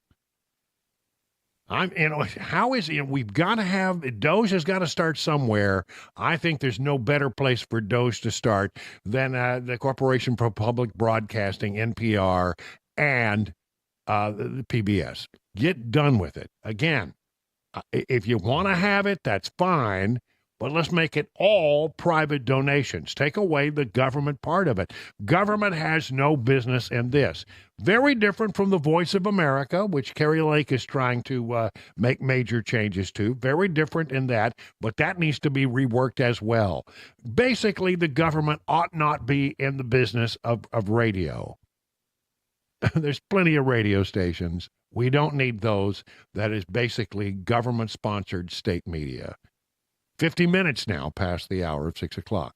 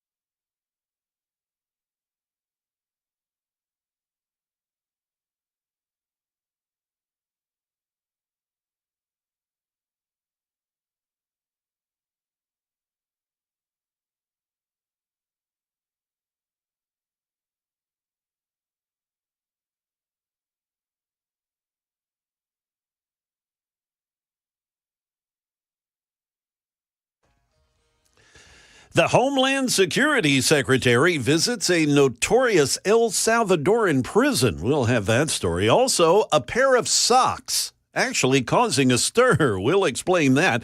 And it's been a lively legislative session here in Tennessee. We'll have those stories coming up at 7 o'clock on Super Talk 99.7 WTN. It is 7 minutes now past the hour of 6 o'clock on Super Talk. Brian Wilson in for Dan Mandis. He'll be back tomorrow, I hope, where we haven't gotten the official word yet, but a little under the weather, as is Joan Jones today. So a lot of fill-in folks. I got the call late yesterday. Glad to be here. Happy to fill in for Dan. Always good to get up at 3 o'clock in the morning. No, not really. That's no good at all. I remember now why I wanted to move to afternoons. Here's the thing about that's going on in Washington that I think is very interesting. And it is Robert Kennedy Jr. and his effort to try to change the way America eats. And we are going to see a lot of changes in our food supply as a result of it. And a lot of changes are already taking place, even though, laws have been passed. Certain rules are being proposed and recommendations are being made. And people are making the moves on their own. For example, we're moving away from these foods that are cooked in seed oils, is what I'm told, and like canola. I mean, I remember driving from Bozeman, Montana, into Canada, going to the Calgary Stampede last year. And when you drive through that part of Canada on the way up, it just fields and fields. It's miles and miles and miles as far as you can see of a yellow plant, and that's the canola plant. That's where they get canola oil. And apparently canola is now being frowned upon, and instead everybody says you need to go to beef tallow. Anything with red dye number 3 and red dye number 40. A lot of school systems around the country, many states have already made a decision to ban certain foods that have those dyes where they're concerned. I don't have a problem with that. I think that's probably a good idea, to stop and think about these things. Steak and Shake says that they are not using numbered seed oil anymore. They're using to the beef tallow. That is happening at a lot of different places. Apparently beef tallow, and it's resonating well with the American people. A recent poll found that majorities of Republicans, 61%, independents, 56%, even 55% of Democrats believe that putting stricter limits on chemicals in the food supply should be a top priority for Congress or the Trump administration. So this is resonating with folks. It is working. People are looking at this and they're saying, I'm going to do this voluntarily. Why was this stuff still in our food supplies? Is it good for it to go? Yeah, I think it's a good thing. I like what he's doing so far. We'll keep an eye on it. 59 minutes now past the hour on Super Talk 99.7. Time for the news. Brian Wilson in for Dan Mandis on Nashville's Morning News.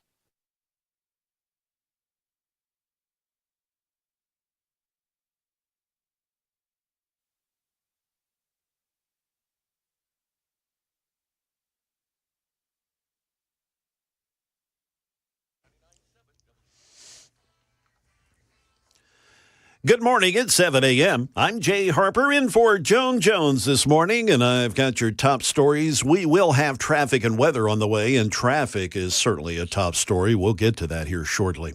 Department of Homeland Security Secretary Kristi Noem on Wednesday toured the notorious prison in El Salvador. It's where migrants were sent by the Trump administration. We hear now from Dave Packer. DHS Secretary Kristi Noem walked the halls of the prison accompanied by men with guns and with U.S. Secret Service agents. It was a great day here. She saw prisoners in cells with masks on, lined up with their shirts off, crunched together. No meeting with El Salvador's President Bukele, who's open to more flights and more prisoners from the U.S. We talked about our cooperation on getting the worst of the worst out of the United States and out of our communities, making people safer. But those flights held up for now, an appeals court temporarily putting a block on the Trump administration's Alien Enemies Act deportations. And believe it or not, a pair of socks is actually at the center of a new court filing in the case of accused CEO killer Luigi Mangione.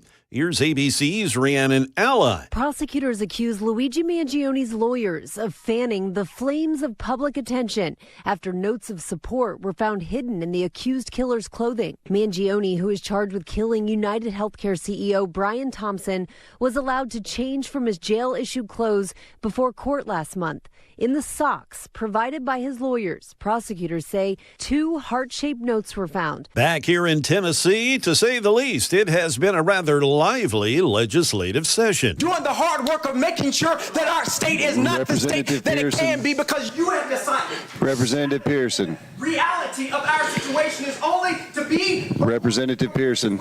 That is Memphis Democrat State Rep Justin Pearson throwing a fit there. He was absent from the session for the last month, saying that his brother died by suicide. He showed up yesterday to present gun control legislation and shouting at members of the House Criminal Justice Subcommittee. Pearson had to be restrained after getting in the face of Sevierville Republican State Rep Andrew Farmer, shouting and pointing at Farmer after the bill was voted down. Farmer spoke with WTN's Matt Murphy show. I'm going to let this go. I'm not pushing anything, asking for nothing. I just want members to act and treat this, the Tennessee General Assembly with respect and the decorum that it deserves. Pearson went on to say that Farmer disrespected his family, but there appears to be no evidence of that.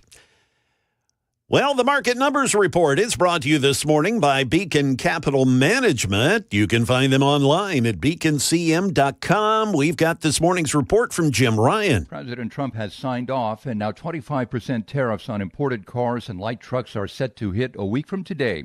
The biggest suppliers of cars and car parts to the U.S. are Mexico, Japan, South Korea, Canada, and Germany.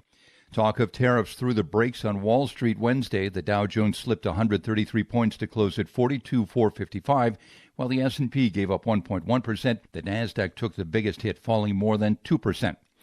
Swedish fashion giant H&M overnight posted weaker than expected sales for the fiscal first quarter. Flagging demand has weighed on the world's second-largest clothing retailer, but the company is anticipating an uptick in sales this month. Frito-Lay is recalling a small number of Tostitos because they may contain undeclared milk. Over 1,000 bags of the tortilla chips were shipped to 13 states with some nacho cheese chips accidentally dropped into them. That could be a problem to people with milk allergies. Let's look now at the Market Numbers Report. Before the opening bell, the Dow futures up 38, the S&P 500 down 5.5, and the Nasdaq down 42.25. That's the latest news. Traffic and weather are next. I'm Jay Harper, WTN News.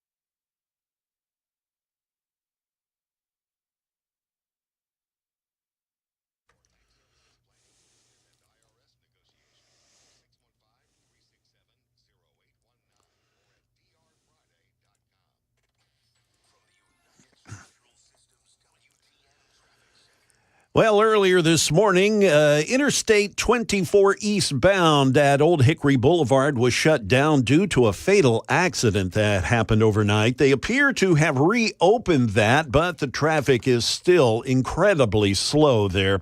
So please make note of that. Also, on the other side of the interstate in that same area there, but this would be westbound 24, traffic extremely slow there as well.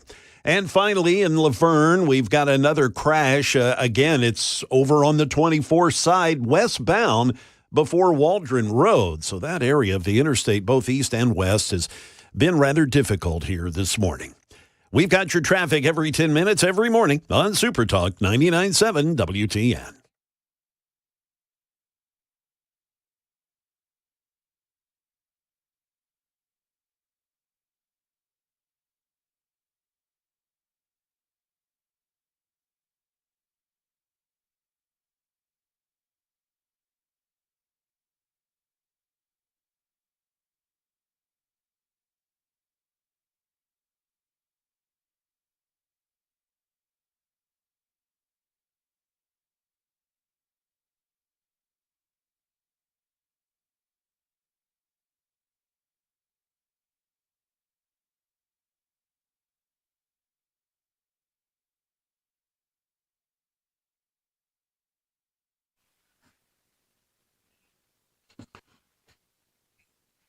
Good morning, everybody. 8 minutes past the hour of 7 o'clock on Super Talk 99.7. Dan Mandis is off today, a little under the weather. I am decidedly not Dan Mandis. I am your friend and retired buddy, Brian Wilson, filling in here today on Nashville's Morning News. Joan Jones off today as well. So we have Jay Harper in the newsroom, and Jeff Balanoff is exactly where he's supposed to be. Doing a bang-up job there, Jeff. Yes, unilled for now, knock on wood. Did you bring in your what do you that stuff that you put on there? I have a Lysol. You bring your Lysol Well, spray? fortunately, Dan or Joan are not in my particular facility, so Yeah, I that's think right. I'm safe. You're in the isolated boom with all of the blinky Yes, buttons. they have. I have like 10-inch thick glass between me and both of their illnesses, so I think I'm safe. You know, I mean, I don't know what it is. Dan said he's feeling a little under the weather. He said his tummy wasn't feeling good or something. I don't know. Exact Joan, words. What's that? Exact words. He said tummy. Tummy. Quote. Yeah. Tummy. Oversharing. His tummy is torn up. His tummy, he got a belly ache. You know what we need to do? You put the lime in the coconut and make you feel better. That's what I remember. But anyway, so he's not feeling well. This is going right over Malinoff's head. No understanding. No, trust me. You I have no idea of the reference. Believe it or not, my parents have said this to me in the past, so it's not Put the lime in the coconut. Oh yeah, and drink it all up. And drink it all up. That's right. But anyway, so he'll be back as, I don't know, maybe tomorrow. If not, I'll be here again for another day. Excited to be here. Happy to be here. Interesting times that are going on here for me because I've been, trying to adapt to this whole retirement thing and staying busy. So I've been doing some traveling.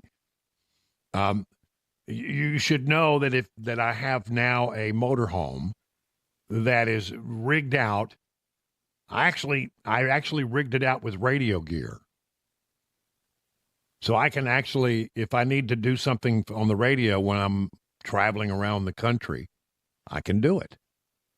Amazing. But I got inside. We took a little destination trip up to Michigan to see Dawn's parents. The idea there was just to see them and to surprise my niece. My niece, I got to tell you, I'm so proud of my niece. She lives in Birmingham. Her name is Erin Moon, and she's written a book called I've Got Questions, which is a really interesting sort of take on Christianity and people who are struggling with their journey, as it were, and ways, it's and basically saying it's okay to have questions. Very interesting book, doing very well on some of the bestseller lists. And so we went up to see her. She was doing a book signing in Grand Rapids. So we got to do that, and then went on to see her parents. And then I drove back.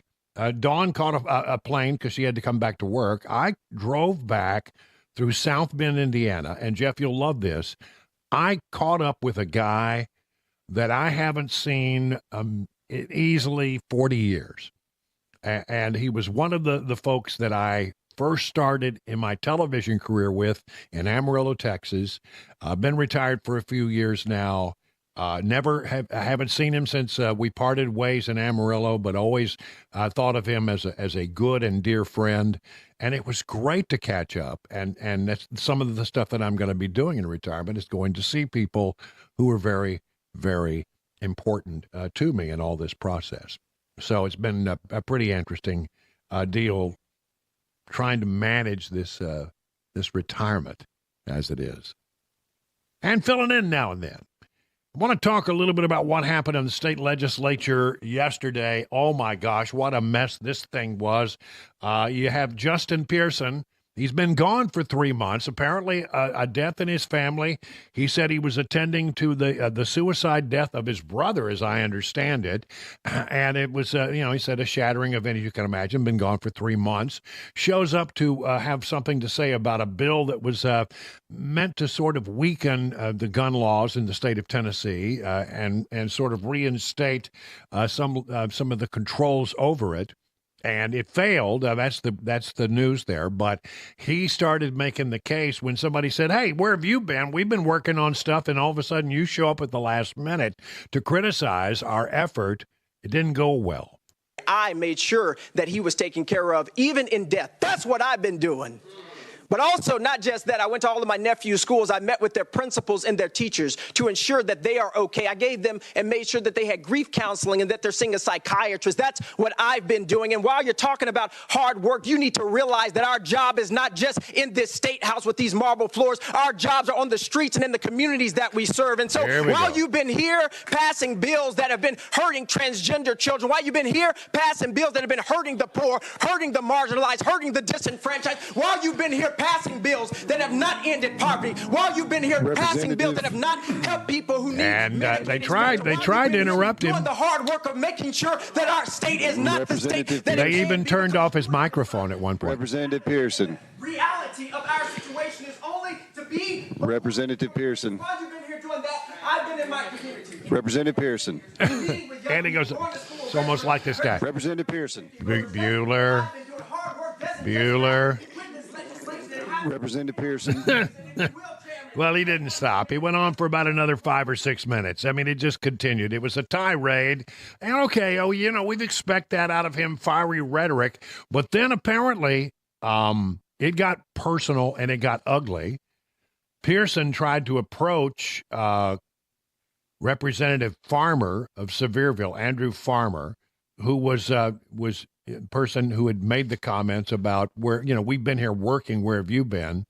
And he went after and said, I don't think it's fair for you to come in here, this committee, and lecture us on the hard work and convictions. And Pearson said that was pathetic. And then he took off on his tirade. And then shortly after, this according to the Tennessee Star, Pearson appeared to lunge at Farmer, whose arm was briefly held by the Democrat lawmaker as bystanders attempted to separate the men. William Lambert stood in there between them.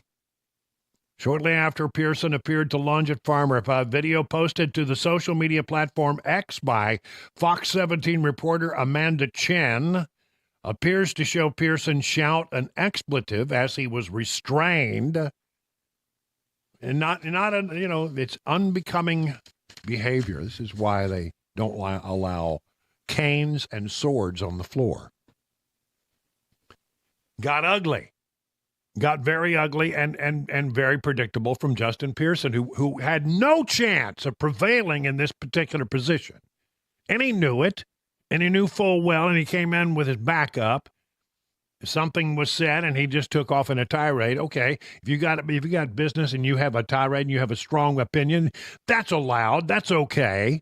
You're supposed to work within the constraints of the proper rules of order, and he doesn't do that very often. But if you've really got to get it off your chest, that's fine. But then when you take it and you make it personal and you make it physical and you try to go after somebody, that's a different matter. Now, Andrew Farmer says he's going to let it go. He spoke with our Matt Murphy yesterday afternoon, not anxious to pursue it, but apparently we understand that the Speaker of the House is taking a look at this matter.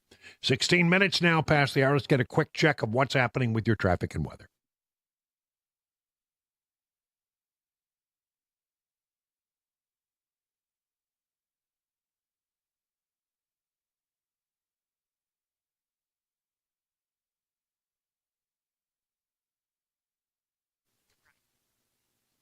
It is 17 minutes now past the hour of 7 o'clock on Super Talk. Brian Wilson in for Dan Mandis, talking about Representative Pearson getting in the face and it turning into sort of one of those Bueller. Reality of our situation is only to be Representative Pearson. Representative Pearson. Representative Pearson. meeting with young people, going to school, registering Representative Pearson. voters. That's what I've been doing. Hard work doesn't just happen. Witness legislation that happens. Representative Pearson. And then it turned into a sort of a personal confrontation. And William Lamberth, a stocky little William Lamberth, I think he's pretty fast. I wouldn't want to take him on. He jumped in the middle there and broke it up. Sergeant at Arms had to come over. And is he wearing a pink jacket? I don't know. It's weird. So one way or the other, it got put down. And the question is, will the Speaker of the House go any further with it? Will there be any repercussions for Pearson, who was behaving badly in that appearance yesterday? Don't know. Watch it today. We'll see what happens. But for now, Andrew Farmer says the matter is closed as far as he is considered. Here we go. Another thing. Tennessee House bill could allow local police to serve illegal immigrants with 72-hour notice to leave the state.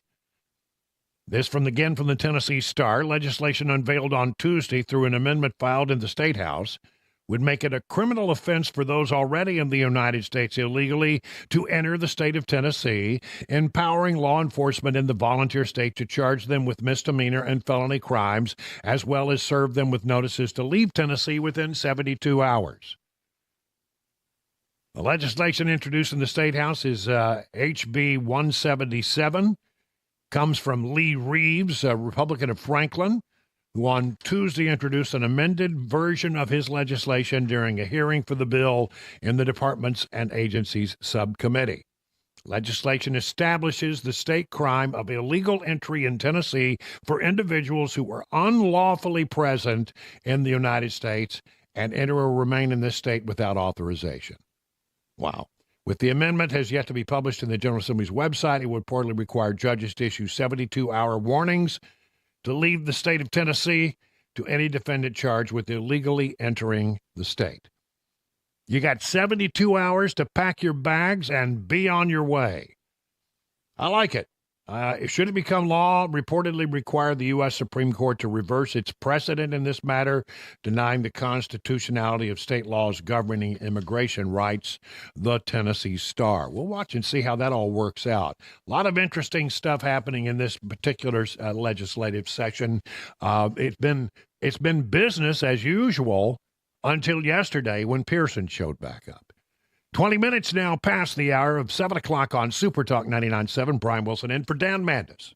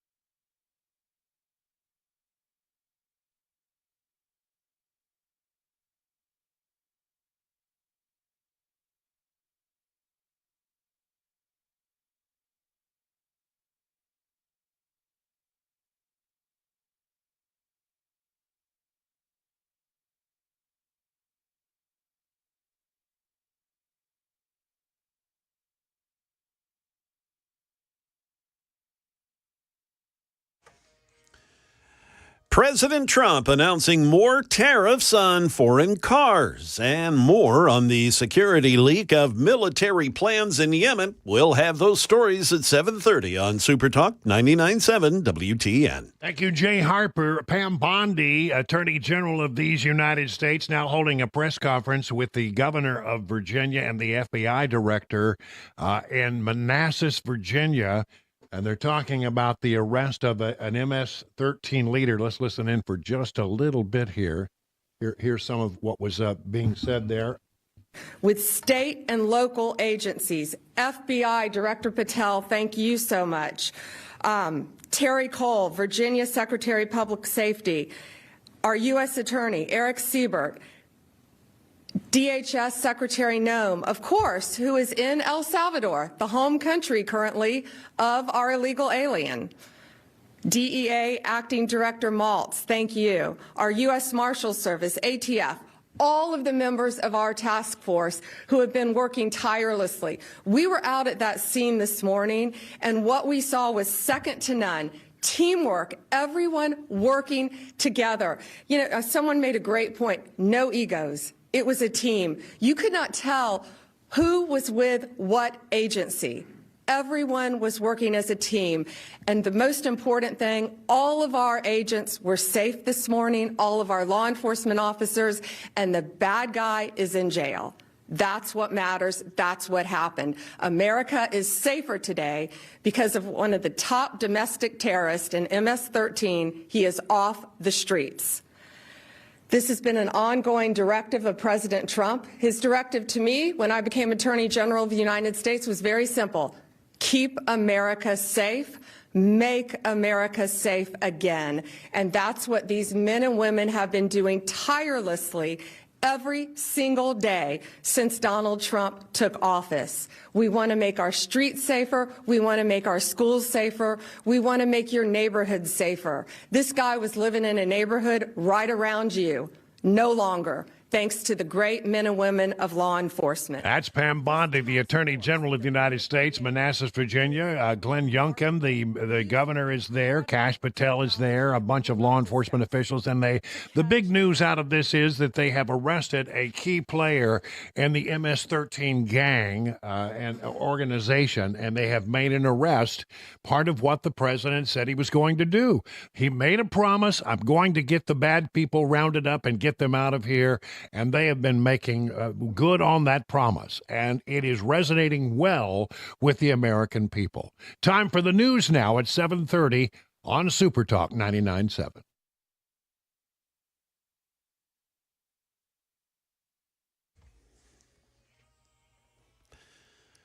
Good morning. It is 7:30, and I'm Jay Harper in for Joan Jones, who's not feeling well this morning. I've got your top stories. We also have some traffic and weather coming up. President Trump announcing yesterday plans to put a 25% tariff on all imported cars.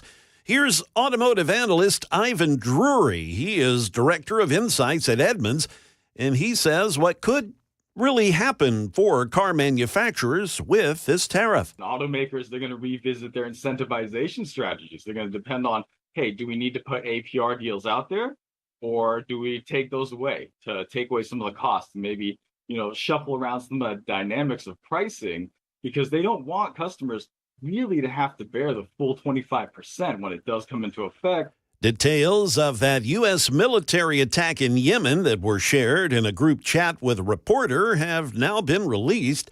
Now even some allies of the administration are voicing their concerns. Here's ABC's Christiane Cordero with details on what's going on with that incident. Secretary of Defense Pete Hegseth texting when F-18 fighter jets and drones would launch, the timing of their strike window, when the first bombs would drop, and when Tomahawk missiles would be launched. For this operation, F-18 fighter jets could only be launched from the USS Truman in the Red Sea. Hegseth insists no classified information was discussed in the group chat. Now let's get to the stock futures before the opening bell. The Dow up 33, the S&P 500 down 7 1/4, and NASDAQ futures, they're down 55 1/2. That's the latest news. Traffic and weather are next. I'm Jay Harper, WTN News.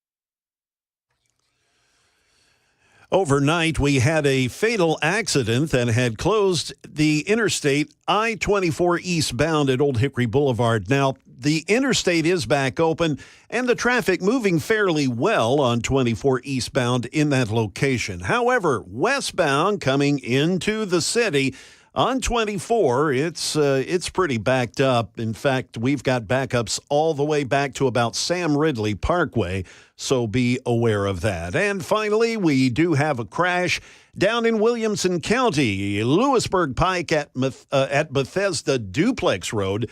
A crash there is being wrapped up. We've got your traffic every 10 minutes every morning on Super Talk 99.7 WTN.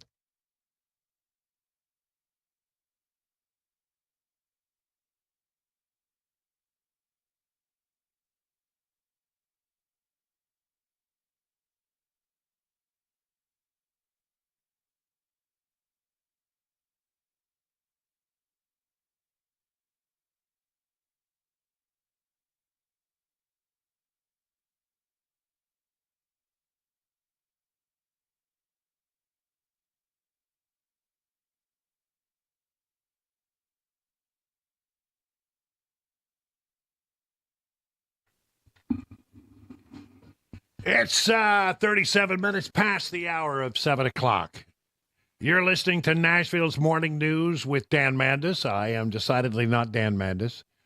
I am Brian Wilson filling in. Glad that I could be here for him. Dano, apparently a little under the weather. Jones under the weather. Everybody's under the weather except Jeff Malinoff, who continues to stand strong there and push the blinky buttons. Strong as an ox. That's like strong like ox. Yes. Strong like ox. Anyway, glad that you're there. Happy to do it. As you know, I retired from full-time radio in December, and I've been doing a little traveling around the town, around the state, and doing a lot of work around there. Big kitchen reno. There's a full-time job. You know, I'm not doing any of the work, but it takes a lot of supervision. Got a really nice young man working with us, and he's renoing the kitchen. A dirty job, somebody's got to do it. I've been told basically I have no decision-making authority within this reno. However, I still get asked questions all the time. I don't have an opinion that matters, but apparently I get asked a lot. So we're trying to figure all that out. A lot of things going on here. In the nation writ large, we've got a situation right now with this whole Pete Hegseth signal leak, Mike Waltz. How did this information about the attack on the Houthi rebels, how did that all come apart at the seams? What happened there? Pretty good questions to be asked in this particular situation. Here's the thing. I don't think it's that big a deal. I really don't. The raid went off without any harm. No leaks got made in advance, although I suppose there was the potential for one, since there was a journalist on the group text message that was bouncing around. Vice President, the Attorney General, everybody was weighing in on this thing and listening in. Sort of, we're not saying much, just listening into the whole thing was Jeffrey Goldberg with the Atlantic, who reported on what he had heard and said, is this a security leak? Some people are trying to say that it is. Look, I'm going to go through why the Democrats are making such a big noise about this thing. And I'm going to tell you, I don't think in the grand scheme of things it amounts to much, but they are so desperate. And I'm going to tell you why after the news here in just a few moments. We'll do that. I'll tell you a little bit about it now. I'll tell you about it right now. The reason that they're looking for something is that the Republicans are doing so incredibly well and the Democrats are doing so incredibly bad. They are desperate for anything that will change the narration. He's basically more popular than he was at any point in term number one, and more popular than he was when he won election back in November of 2024. What are we talking about? His net favorable rating right now comes in at -4 points.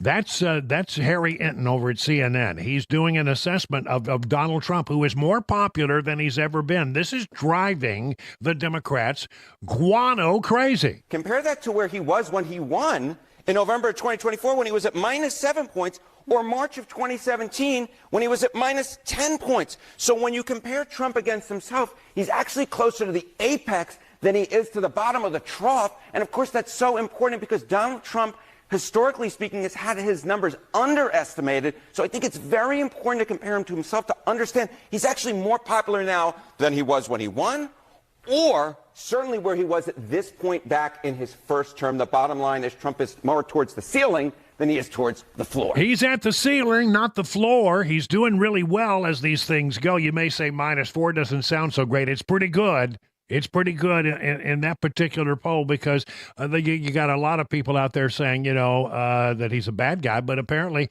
he always polls better. He actually does better than the polls suggest. So if the polls say he's in pretty good shape, he's probably doing better. He's probably above 50%. He's probably above water on this. And it drives the Democrats absolutely crazy. And when you ask people, what about the state of the nation? Are we on the right track or are we on the wrong track?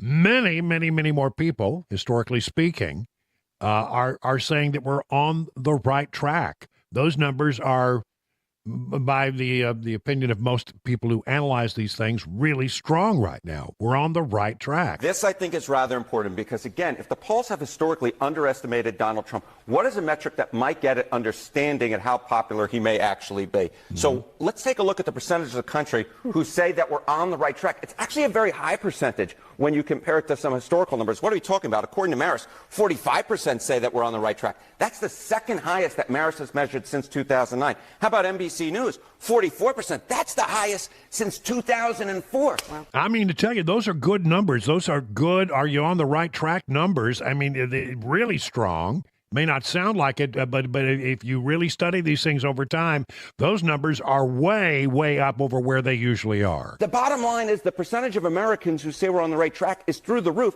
And if you were to compare it to when presidents have historically been reelected, of course, Trump is not constitutionally eligible to run for re-election, but I think it sort of puts it in perspective. 42% of the country says the country is on the right track when the incumbent party is re-elected. And also keep in mind, back when Kamala Harris lost and the Democrats were turned out of power, only about 27 to 28% of the country said the country was on the right track. The bottom line is right now, a much higher percentage of the country says we're on the right track. And finally, Sarah Seidner, I want to put it all in the congressional generic ballot. What about Congress? What about Congress? Because those are the folks who are up in 2026. Yep. And take a look here. The Dems versus the Republicans on the generic congressional ballot. Mm-hmm. Back in November of 2020, when Democrats won, it was +5 Democrats. Tied in November of 2022, +1 in November of 2024 when Republicans maintain control. And then you look at March of 2025. This number looks a lot more like 2022 or 2024 when Republicans won control of Congress. The bottom line is, yes, Donald Trump's approval rating is lower than compared to a lot of his predecessors, but it's higher than compared to himself. A lot of folks say the country's on the right track, and the generic congressional ballot looks a heck of a lot more like when Republicans win than when Democrats win. This is very telling. At least at this point, Republicans are still in the catbird seat. Still in the catbird seat. And so, this is what is driving the Democrats absolutely to distraction. That's why they're, running around rioting and burning up cars and acting badly, because they're getting their butts kicked in such a sound way, and they're looking for something, anything that can change the dynamic. So they're looking at this whole, was there a leak on a messaging app? Is this a security leak? Should somebody lose their job over that? They're seizing upon this because they don't have anything else. Now, I have some real issues with this, but I don't think in the grand scheme of things that any harm was done. The mission was carried out successfully. A lot of Houthi rebels are now dead. It was in the best national interest of the national security of this country, so I have no real issue there. So, I don't think it's all that, but they got to find something because they feel like they are just going so far behind, that Trump is doing so well, and that people are perceived as liking the work of his administration, and the Democrats are sitting around with record low numbers. And the administration is just not going to have any of this attempt to try to turn this into a thing. More on that in a moment. 45 minutes past the hour of 7 o'clock.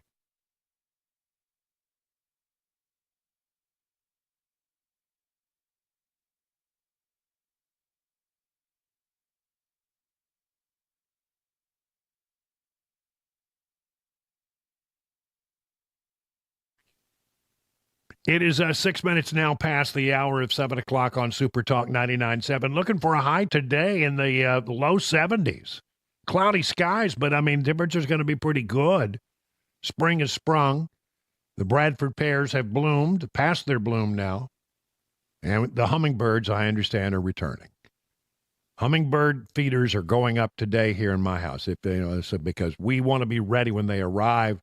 Said to be, are you ready for this? In southern Tennessee right now.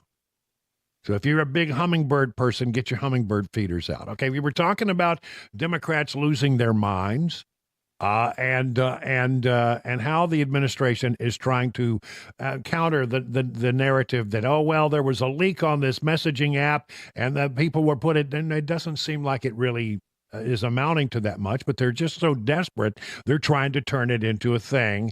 And the administration, in the form of one Caroline Leavitt, who is amazing, she's awesome, is not having anything to do with that. We are not going to be lectured about national security and American troops by Democrats and the mainstream media who turned the other cheek when the Biden administration, because of their incompetence, left 13 service members dead in Afghanistan, and not a single person in the previous administration was held accountable for that botched withdrawal. Joe Biden said, in fact, it was a great operation. That is despicable. It's unacceptable to this president and this Secretary of Defense. The National Security Advisor has taken responsibility for this inadvertent number being added to the messaging thread. But that's the real question here, though, isn't it? How did this happen? How in the world did the phone number of a very anti-Trump, very liberal reporter who is the managing editor of The Atlantic, which is an organ of the left, there's no doubt about that, it's about as left as it goes, how did this person end up on the text chat with the Secretary of State and the Vice President and the Attorney General and the National Security Advisor and a ton of other people? How did that happen? Walt said he didn't do it, although he is responsible for setting up the initial text feed. Now, the app itself is used within government, and government apparently the experts have looked at this software and say the encryption is strong enough that we feel like it's a tool that can be used effectively in text exchanges. However, you don't want to put classified information out there if you got a reporter listening in. It's just, I mean, the reporter, by the way, initially said he thought it was, when he was asked to join, he thought it was a joke. He joined just to see what would happen. Turned out to be he was really on there and got a lot of information, broke a lot of stories. In the grand scheme of things, does this change things? They want Hegseth's head. That's what they want more than anything. They don't like him. They're really worried about the things that he's doing over at the Pentagon. And let me just answer this question. Was it classified information? I don't know if it's technically classified. I wouldn't want those kinds of details in the hands of the enemy. Let's put it that way. I think that it was, certainly there was tactical information in there. It's not a detailed war plan. That is true. In a perfect world, it probably would have been just fine and nobody would have ever known about it had there not been a reporter on the list. Is the encryption sufficient? I think it is. Should they have been there? I don't know. Is there an alternative? I don't know. Sounds like something Elon Musk is working on. The bottom line is they want Hegseth's head. They're not going to get it. The president of the United States is not going to be, cowed by the media saying that Hegseth needs to go. If Hegseth was going to go, he would have gone a long time ago. He's in. He's not going anywhere. He has the support of the president. And quite frankly, again, I want to know how this happened. Who's responsible? I smell a rat in this particular thing, and I think the rat may be some member of the deep state who somehow got in there and added, with nobody's notice, at the time, one more phone number in there, and I want to know more about how that happened. If they find that person, and it was done on purpose by somebody in the deep state, that person obviously must be immediately fired. 51 minutes now past the hour of 7 o'clock.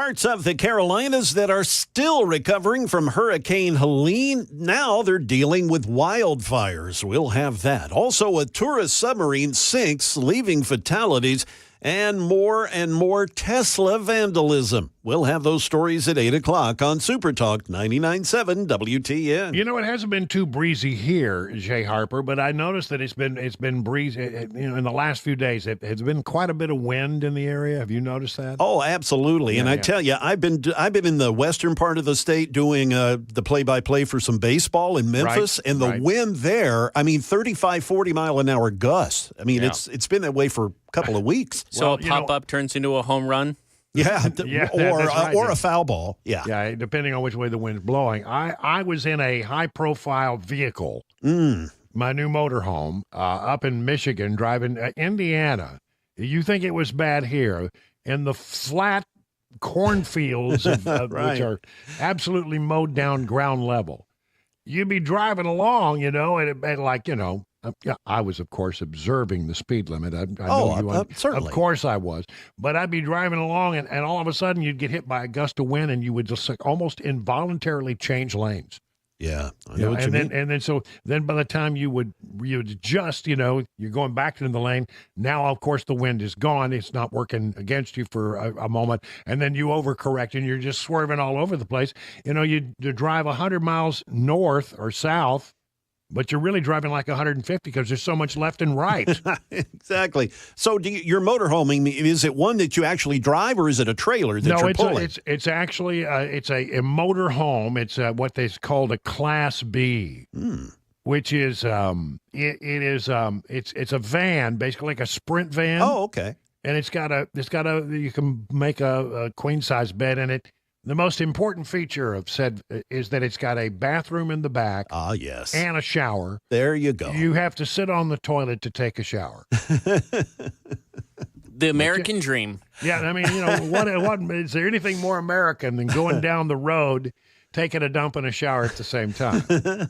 That's pretty good. That's what the founding fathers intended. That's exactly. I feel so blessed. It's great to be an American.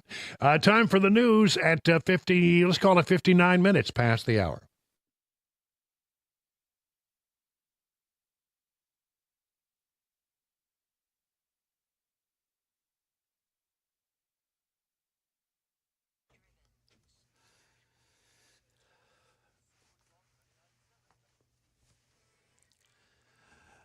Good morning. It's 8 o'clock, and I'm Jay Harper in for Joan Jones. And after that exchange with Brian, I now have a mental picture in my head I don't think is going to go away anytime soon. But anyway, we've got traffic and weather coming up here shortly. Fire officials, they are now battling a rash of wildfires in the Carolinas as dry conditions and winds rattle that area.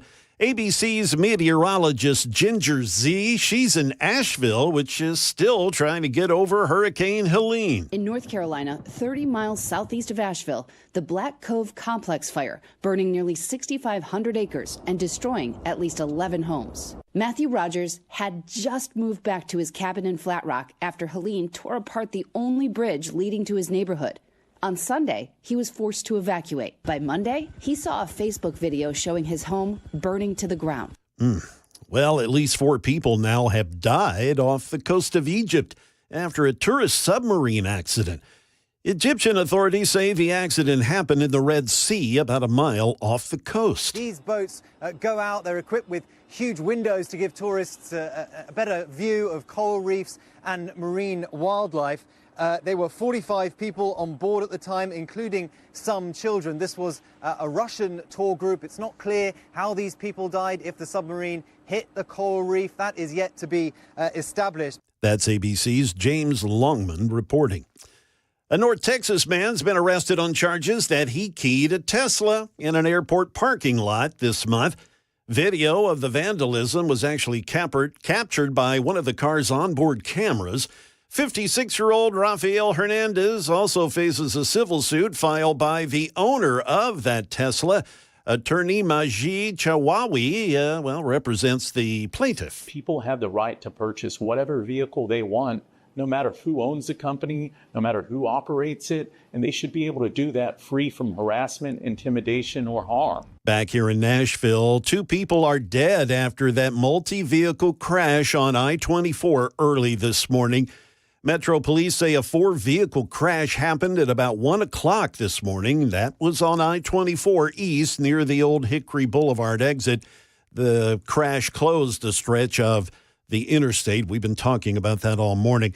The interstate is back open there at I-24 East, and traffic moving fairly well east now, but the traffic on 24 West is still pretty backed up. That is the latest news. We've got traffic and weather coming up. I'm Jay Harper, WTN News.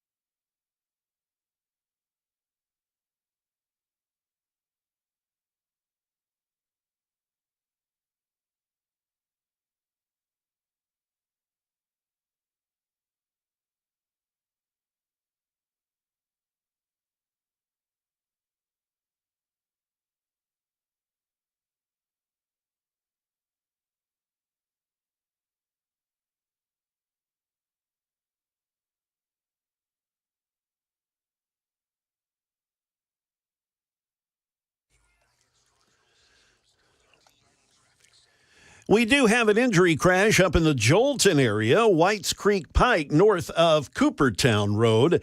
As far as other traffic is concerned, 24 westbound down in the Smyrna area, it's pretty backed up all the way to about Sam Ridley Parkway. Also looking at 65 south coming down from the north. There at Trinity Lane, the usual backups, but it is especially heavy this morning. And if you are on Murfreesboro Road, you know you're sitting in traffic. Folks were trying to get around the closure on I-24 earlier, and Murfreesboro Pike there is pretty jammed up. That is the latest traffic, and we've got it every 10 minutes every morning on Super Talk 99.7 WTN.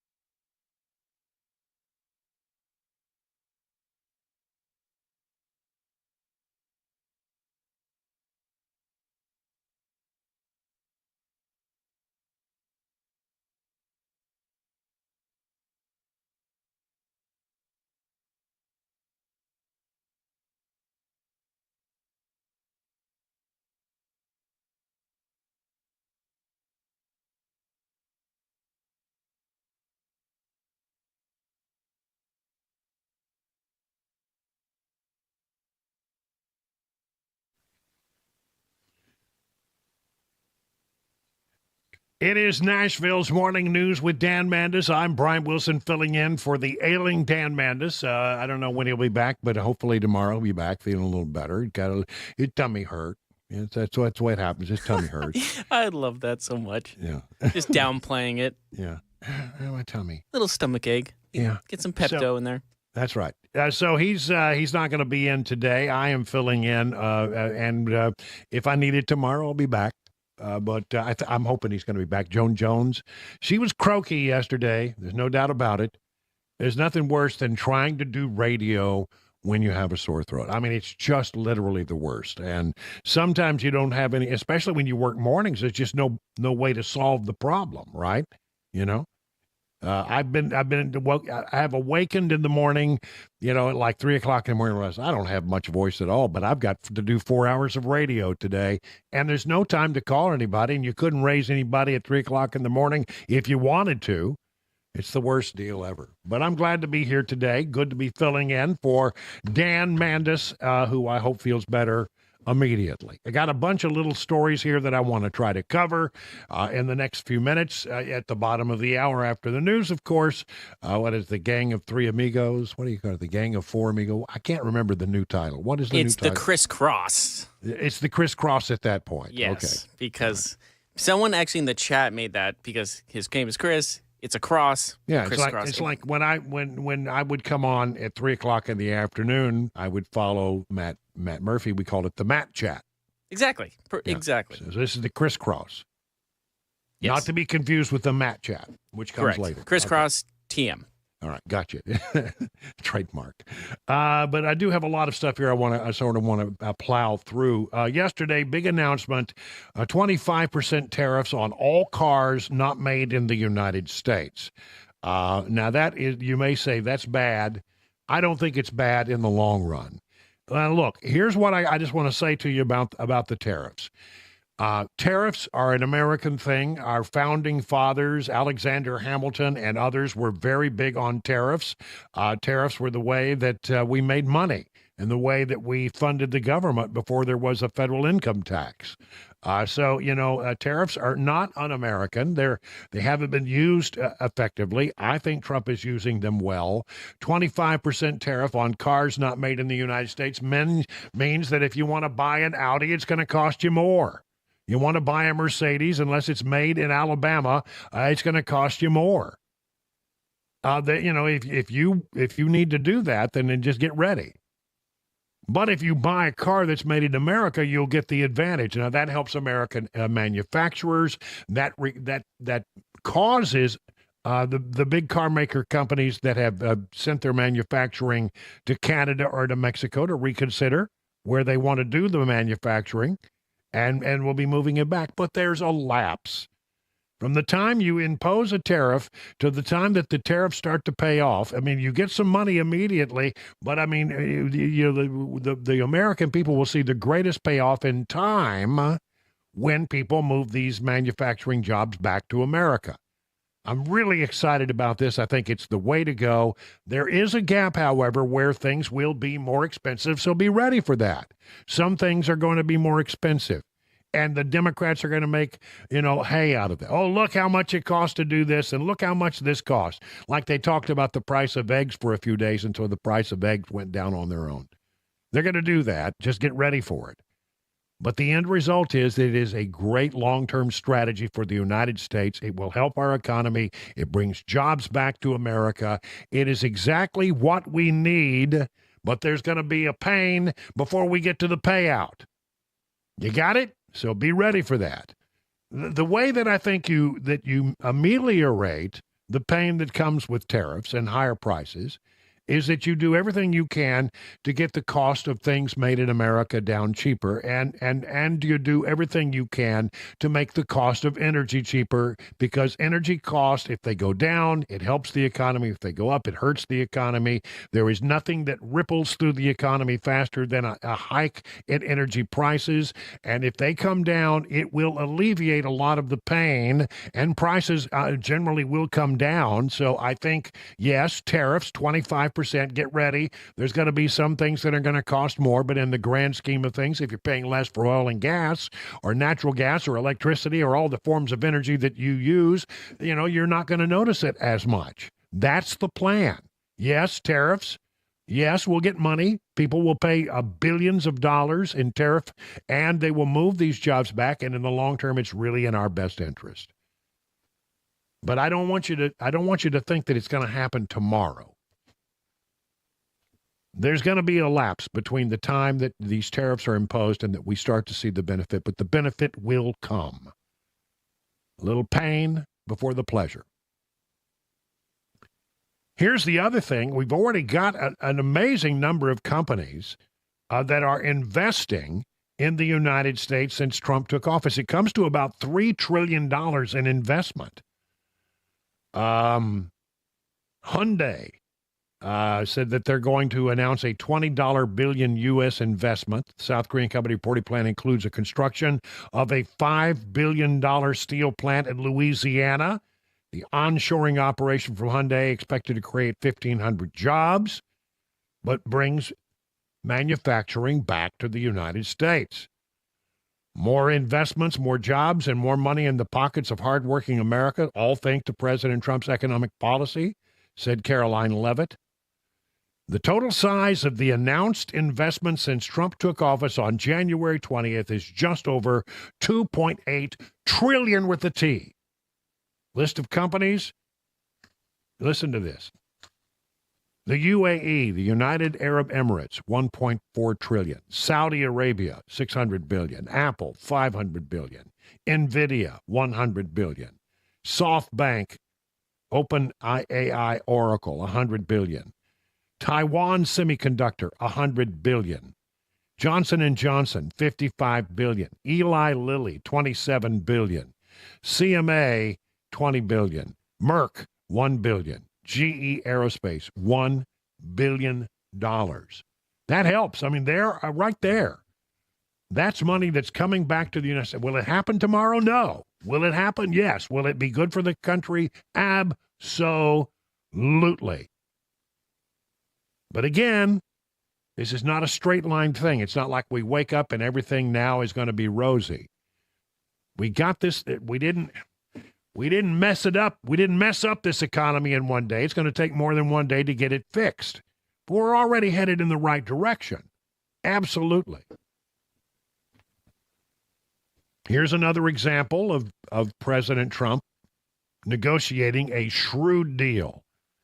I will tell you that his efforts to bring a peace deal to the Russian-Ukraine battle is elegant in many, many, many, many ways. The first thing that it does is it tries to bring, for the first time, an end to that conflict, which, when Trump says it would have never happened had he remained president, he's right. He's absolutely right about that. But since so much money has been sent to, Ukraine, we need to find some way to claw that back. And so there is this mineral deal that has been worked out. There were some bumps in the road when Zelensky came here, but I understand. He says he hasn't signed off on it, but he's been told that there is a very large deal that has been negotiated. My team briefed me on the new agreement. What does it look like now? This is a full-scale agreement as envisioned by the American side. That's how they see this. They have moved past previous steps, such as the framework agreement, which you may recall was supposed to be followed by a more detailed agreement. Now the U.S. has proposed a major agreement right away. Says Zelensky, I don't have the details yet, but I've asked for a thorough review agreement. We need these minerals. It's a good way for us to recoup our investment in Ukraine and at the same time try to bring an end to the bloodshed there, which has been vicious and brutal and gone on far too long. How can you be against peace? How can you be against a proposal that not only is economically beneficial to the United States given the investment that we've made, but also brings an end to the warfare? I mean, how can you not be in favor of that? But the Democrats, because it's Donald Trump, are going to raise a bunch of noise about it. Kamala Harris, how did she react when she was told that she had lost the election? I'll have that for you in 1 minute after we stop for traffic and weather.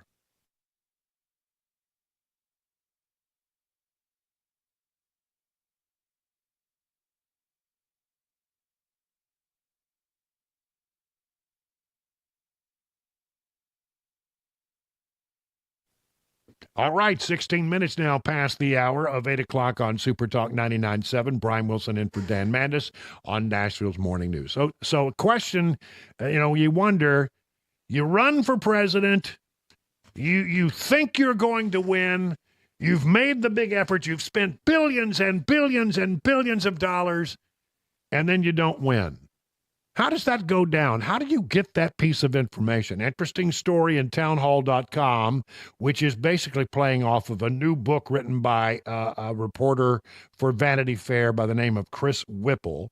It's called Uncharted. Here's the Town Hall take on it. We know now how Vice President Kamala Harris reportedly reacted when she was told that she wouldn't be the next president of the United States. It's part of a book written by Vanity Fair's Chris Whipple. Mr. Whipple wrote this book, in Uncharted, which details the former vice president's ascendancy to the top of the ticket via an internal coup to her brutal crash on Election Day, where voters told her and the Democrats that they weren't interested in them continuing this insane agenda that destroyed this country. Excerpts are published. A little interesting how the campaign came together at the kitchen table at the Naval Observatory, where the vice president lives. She had top talent from the Obama operation. Still, not even they, with their exceptional political acumen, could save this woman who was flat out unqualified and unprepared, they write. $2 billion spent. And election night, the question is, why did they not want to come out? And here's the excerpt.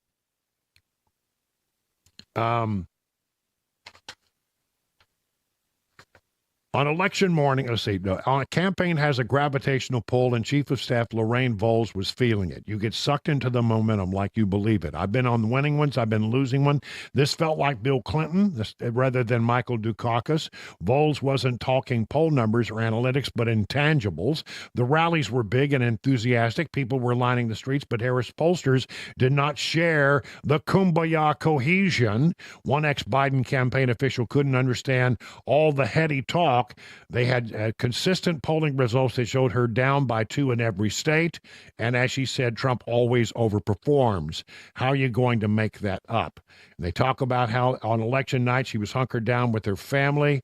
Close advisors were in another room. Here's the moment of truth came around midnight. O'Malley, Dillon huddled with her 2 best analytics experts. They were her barometer, her North Star. And when they told her they did not see a path, O'Malley Dillon knew there wasn't one. She called the vice president. We're down in the blue wall states, and we're not going to be able to make it up. Her response? Oh, my God, said Harris. What is going to happen to this country? Well, so far, pretty good things, actually. Suddenly, the race was over as though someone had thrown a switch. We sent people home. And then a Harris aide, they said, find Cedric Richmond, a Harris confidant, was tapped to deliver the bad news to the faithful at Howard University. He took the stage at 12:45 a.m., saying there would be no declaration of victory that night. There would be no presidency for Harris. The piece ends in the book with O'Malley calling her 12-year-old twin daughters to tell them Harris and the Democrats were defeated soundly by Donald Trump, who had completed the greatest comeback in American political history. Liberals are obsessed with being on the right side of that arc, and they weren't. And on this particular occasion, the Republicans were. That was her response. Oh, my God, what's going to happen to the country now? So far, I'm feeling pretty good about it. 20 minutes now past the hour, 8:20.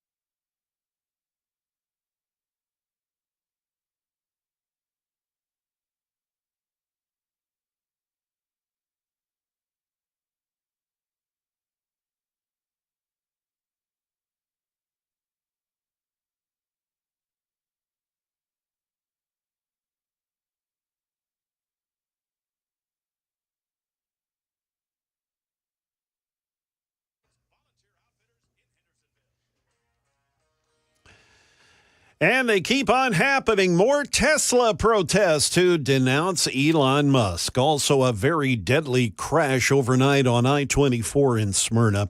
And a confirmed measles case here in Tennessee. We'll have those stories coming up at 8:30 on Super Talk 99.7 WTN. That's Jay Harper in the newsroom, and for Joan Jones, who'll be back tomorrow, we hope, feeling better. Everybody's a little under the weather today. Brian Wilson in the chair for Dan Mandis, and Jay Harper in there for Joan, and it is Jeff Malinoff, the only legitimate member of this morning's team who is still standing. Doing a great job. In your face, Joan and Dan. That's right. Wisconsin school. This story has been talked about a lot, but I think it is really worthy of a mention again. Tells you that how deranged the left is and how desperate they are to cling to some of these crazy ideas that have not worked well for them. The one thing I'm telling you right now, and I think I called this early on during the campaign, the one thing that I knew was going to resonate was this whole discussion about whether or not men should be on the field of athletic play for women. With women, should that happen? And nobody thinks that's a good idea, except a small minority of Democrats who have been trying to make it national policy, and it's insane, and it's coming to an end. But there's still some places trying to cling to this. You ready? This from the populisttimes.com. Wisconsin school apparently told girls they have to change in front of a male student. This is published in March, detailed how a Wisconsin school forced young girls to change their clothes in front of a male classmate during the 2024 academic year. This reporting done by National Review, so you know it's good and solid. The two girls apparently surprised when they found a male classmate sharing their female-only space, according to an article from the National Review. The school refused to take any action when the parents of the girls complained, went so far as to tell the girls they shouldn't worry about it. A gym teacher further noted that any opposition to having a boy inside the girls' locker room would be considered bullying. And when the girls tried to use a private stall, they were forced to wait for one to open up and subsequently received tardy notices for being late to their next class. When another girl attempted to go sit in the general girls' bathroom outside the locker room during her gym class to avoid the male student watching her change, she was admonished by a teacher for trying to skip class. Nuts. But it's still happening out there. They are, this is the kind of stuff that is going on right now, and happening in the state of Wisconsin, not going away. And again, you got to wonder, how long will the Democrats continue to cling to these policies that I think lost them in a dramatic fashion this last election? People look at this thing and they say, you know what? Men should not be on the field of athletic play. Men should not be in girls' locker rooms, and yet they are and continuing to be. Is it going to get better? Yeah, but remember, we're sort of a 50-50 country when it comes to attorneys general who can fight these kind of things and who make these kind of legal decisions, and there are still states where they want to try to cling to this. I don't think it's the right policy. I don't think it's the right thing. It does not resonate with the American people. And if Democrats want to cling on to it, it is a losing proposition. Knock yourself out. When we come back from the news, we'll have a crisscross with Chris Hand. It's 30 minutes past the hour.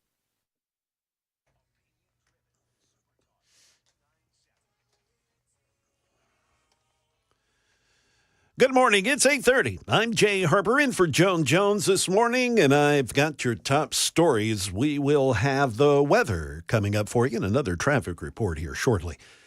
Chanting and carrying signs outside Tesla dealerships, all to denounce company CEO Elon Musk is protected free speech. However, vandalizing Tesla vehicles is not. ABC's Jim Ryan says a man from Frisco, Texas, he's finding that out the hard way. Tesla cars and trucks are equipped with as many as 8 cameras, so the vehicle itself captured video of a man pulling a roller bag through a DFW airport parking lot and dragging a key down the side of the car.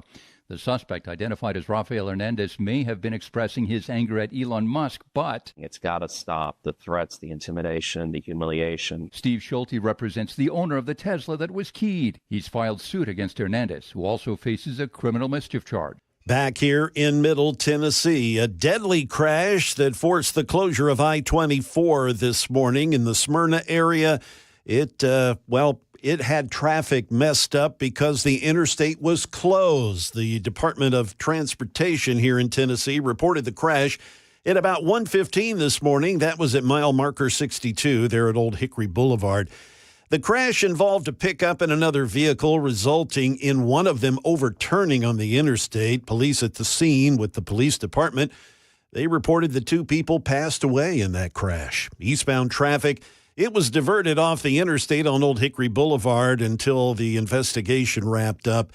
The interstate was opened at around 7 o'clock this morning, and the eastbound traffic moving fairly well, but westbound is getting better there in that area. We'll have a complete traffic report here shortly.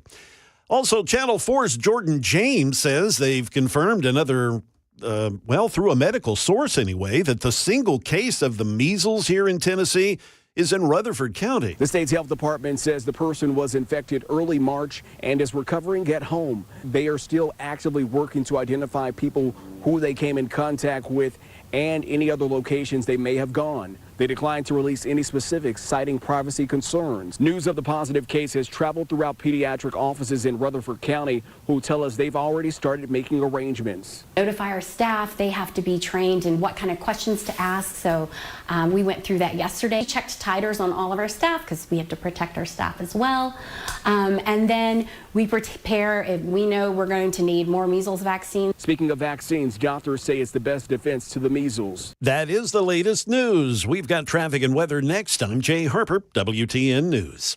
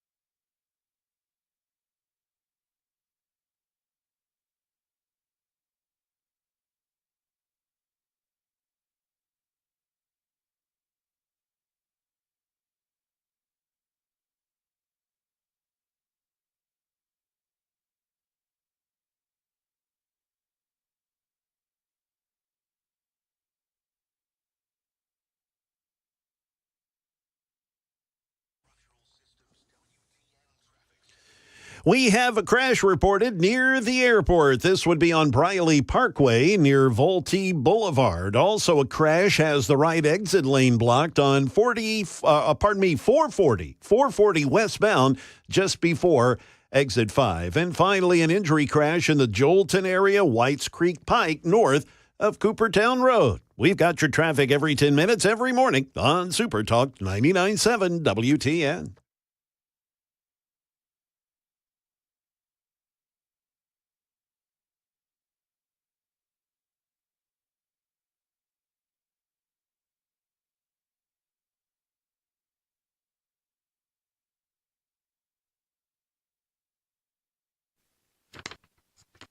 "38 minutes past the hour of 8 o'clock. Super Talk 99.7. I'm Brian Wilson filling in for Dan Mandis.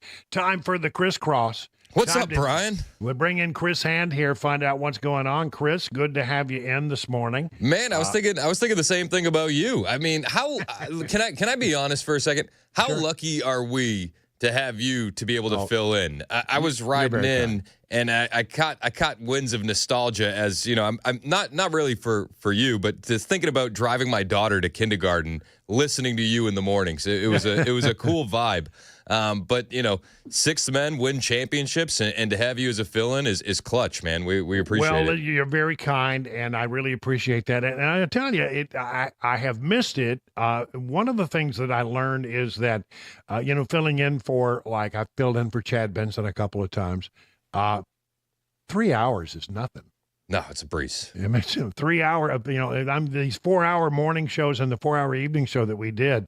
I mean, it seemed like it's only an hour, but man, it seemed like a much longer broadcast. Preaching to the choir. It seems like it's not a lot, but it is a heavier lift. Yeah, it is a much heavier lift. So, we've been traveling.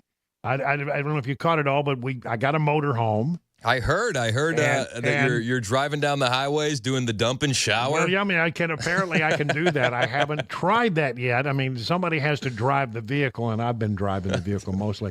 But I mean, it's pretty cool. Cabana wife and I have spent a couple of nights sleeping in it. It has a couch that makes into a queen size bed. Nice. It's got a microwave oven and refrigerator. And it's got solar panels on the top, so it charges. And I can go down the road, and if I want to be off the grid for a couple of days, I can be off the grid. But it's basically just a big Sprint van. You see, if you've seen those big vans that make the delivery for Amazon, yes, sir. It's like that, except it's just dressed out a little nicer. See, but that's like the best medium that you can go, right? It's not massive. You can still kind of get in and out of a Target parking lot if you need to. You don't have to park way in the back. It's like the best of both worlds. Well, I went, this is not my first recreational vehicle. In fact, I have a $23 trailer, 23-foot trailer that's not $23. It costs a lot more than $23. 23-foot trailer that is, that I've had for a while, which I am now selling, and so when I bought that, it was because my daughter and I like to go camping, and I asked her, I said, "What do you want to do? What do you want to get, a motorhome or do you want to get a trailer?"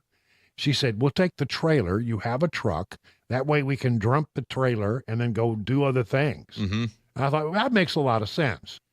The other way to look at it is to get a small vehicle like this, and you can park it anywhere. Yep. You can park it in any McDonald's parking lot. You can go through the drive-in on most places. It's a little tall for some places, but most places you can go, and then you can take it anywhere. You can pull up to any gas pump anywhere and pump it up. It's just not that big. It's big compared to a car, but it's not so big that you can't just take it anywhere. I sort of like that. I had a couple friends that had one of these, and they had kind of that same thought. We can unhitch and then we can go drive around. But what they did was they bought 2 electric bikes and they put them on the back on kind of like a bike rack. It's funny you should say that. I put my yesterday for the very first time. I have an electric bike, and I hooked it up and charged it up and strapped it to the back of the trailer because there's going to be a beach trip in my not too distant future, and want to be able to do it. The other thing that I did, Chris, and you'll love this, is I rigged it for radio. Oh, it's awesome. It's completely capable of live broadcasting, no matter where I'm at. As long as I got a decent cell phone signal, I can broadcast live no matter where I am. So you're saying Cabana Wife could be driving it and you could be broadcasting at the same time? technically, I could have a microphone. I could be on the toilet taking a shower, going down the road all at the same time. That is amazing. You're living the dream. I want to live vicariously The through American dream. I mean, America. That's it right there. I mean, isn't that every man's great dream to broadcast while taking a dump and taking a shower at the same time and going down the road at 75 miles an hour? I mean, that's America writ large. I love it. I love it. Yeah, you were making the most of this retirement. Well, and the other thing we got going on, you've been to my house a couple of times. Yep.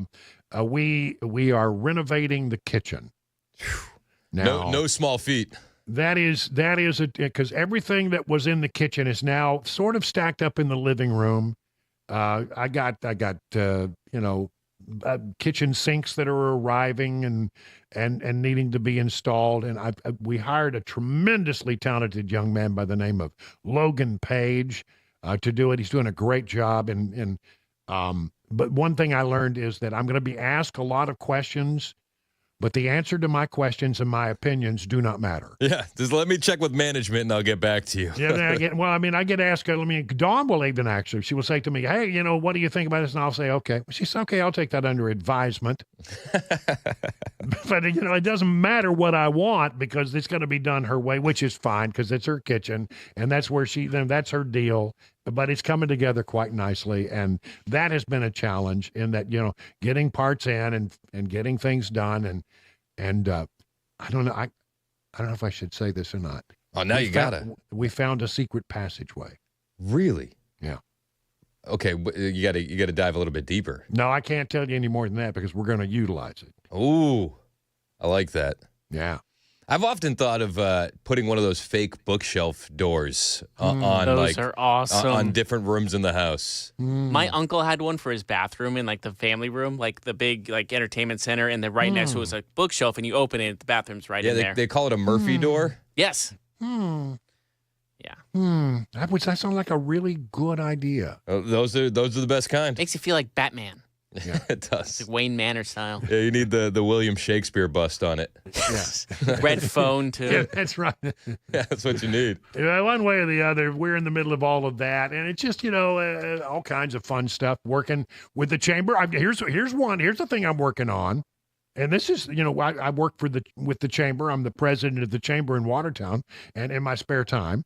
And so I've been working on, the local churches, a lot of the local churches are coming together for a huge Easter egg hunt. Okay. On the 19th of April, 10,000 eggs. Oh, my gosh. 10,000 eggs. I've been to one of these Easter egg hunts that are that big, and it's chaos on the ground with those kids. I can only imagine. Okay, but no, we were doing that on Watertown on the 19th, the afternoon of the 19th. 10,000 eggs, inflatables, and all that kind of stuff, and it's really a lot of fun planning that kind of stuff and working with the chamber. I'm really enjoying doing that in retirement. So that's how I've been spending my retirement. That's awesome, man. Have you had time to see any good movies lately? No. I did watching a few things on TV, but you didn't take the wife out to see Snow White or anything? No. I mean, we have a drive-in theater here, and I think it's showing. Okay. But I have no intentions to go. I watched a thing called The Residence the other night, which is Shonda, whatever her name is, Shonda Land. So you always know that some of it's going. But I got to tell you, it was about the White House. Okay. The sets are incredible. Really? Are they done by the same people that made the sets for Biden? I don't know. I don't know who made these sets, but I mean, it looks like the White House. I mean, it is incredible. The level of detail is really quite something. Well, and you've been to the White House a few times, and in your time covering the White House, what do you think of the new decorations that Trump has put up in the Oval Office? Oh, I think it's great. I don't have any problem. Every president gets to put sort of his stamp on the Oval, and nothing that is done there can't be undone for the next president. But no, I like the idea that you go in and you customize it and you make it your own. Yeah. And I love the fact that he's got a copy of the Constitution hanging on the wall behind a curtain. How cool is that? Yeah, that's cool. Yeah, I mean, it looks great. All the pictures of the presidents hanging up on the wall. It looks really, really well done. Yeah. I mean, and every president, generally they work with first ladies. when the first, so I'm sure Melania had something to do about it. But knowing Trump's attention to detail, I'm sure his input was requested and received. Do you think Trump got more input in the decoration there than you're getting in the kitchen? There's absolutely, I'm 1,000% certain that he has, because I've been told, and I lost a battle a long time ago. Cabana Wife has very strong ideas about decorating, but, and I generally don't. And I will say that many times she has an idea and I don't see the vision, but when it's done, I go, that's awesome. That's great. So, at the end of the day, I've learned to trust her vision. But early on, when we first moved into this house like 3 years ago, I got to have the say about the color of the walls in the house. And as you know, there's sort of a golden brown color, and then there's a lot of white trim. And I thought that looked great. I loved the sort of the way it popped, and I thought it was great. She hated it from day one, wanted to change it right off the bat, wanted to go with gray and black and all of those modern things that are going on. I said, no, we can't do it. It's one of those rare things where I said, I don't want to change the color. I just am going to be very unhappy if we have to change the color. So she said, okay, here's the deal. You get to keep the color. And that's the only thing you ever get to decide about this house. And you said deal. I said I took that deal. The problem was the way our house is, if you paint one wall, you end up having to paint about 50. Yep. Because one leads into the other. I've never figured out how to solve that problem. So I did get to choose the color of the wall, but in the kitchen, it's very different. But I got to tell you, it's coming together beautifully. Man, I can't wait to see it. It sounds like you guys are just slammed. Then I mean, you're all over the place. You're visiting friends. You were talking about your niece's book. She wrote a book. She wrote a book called if you are a person who struggles with your relationship with God, and you sometimes feel angry about your relationship, she's written a book called "I've Got Questions." And I will say this, that my niece and I have very different political viewpoints, and I don't completely agree with everything that she says. But boy, I'm telling you, the back half of that book is solid. Really? Really solid, well written. She's just a beautiful writer, and it's on the bestseller list. And I don't think the New York Times seller list, but she's made a lot of the seller lists, and she's doing quite well with it. She had a book signing, the last one of her book tour, was in Grand Rapids, and we needed to go up and see Dawn's parents anyway. So we went up there, and we were sitting in the audience. She did not know we were going to be there. She walks in, packed, standing room only, and she turns, and we're sitting on the front row. Oh, I love that. That's so and cool. It was a complete surprise to her, but she's doing very well with this book. If you're interested, I would tell you, it really gets fascinating, and she makes some really strong points. Starting at about page 200 in that book, and I thought it was a remarkable job. I've always had such a love for this particular niece. She's a lot like me in some ways, and I'm so glad that she's having success. And so we got to do that. And then you say we're traveling. We stopped in to see a guy who knows all my deep dark secrets. Oh no. Yeah. The guy that I worked with in my very first television job in Amarillo, Texas, he was an anchor while I was sort of a reporter. We worked on a lot of stories together. We were sort of the dynamic duo of this newsroom back in the day. And so I stopped in to see him in South Bend, Indiana. What great joy it is to visit with people you haven't seen in a long time. Do you have those relationships where you don't see them ever so often, but when you see them, it's like no time has passed. Yeah, whatsoever? you don't skip a beat. Yeah, I got a couple friends like that, and I got a couple work buddies who I'm sure would be the exact same way. Although a lot of my career was spent more on the music side of radio, so right. They tend to be a little left leaning. So those friends are few and far between. But I got a couple guys that I can always lean on, and it's clutch, man. When you can get there and you hit it off, and it's like, well, no time has passed at all. That's awesome. Yeah. Yeah, I felt that way about Chris Webber, who I was my producer on the evening side. Yeah, it's like he could read my mind. He knew exactly where I was going and what I was doing, and those things are rare. Ken and I had that kind of relationship. His name is Ken Byrell, and we covered tornadoes and just about everything you can imagine in a small town newsroom might be interested in. And we're just the best of friends, and it was just so great to catch up. Doing a lot of that. Every time I go on a trip, I'm going to try to catch up with somebody who has been important to me, and Ken certainly was at the very top of that list, so it was great fun. Very cool, man. Very cool. Where do you envision yourself going next? Where are your travels going to take you? Going to the beach. Which beach? Pensacola, I think. All right, right there on, is that the Gulf of America? Yeah, right there on the Gulf of America. Going to sit there and put my toes in the sand and wander down to the Gulf of America and see if I catch any dolphins. So this will be your first trip to the Gulf of America.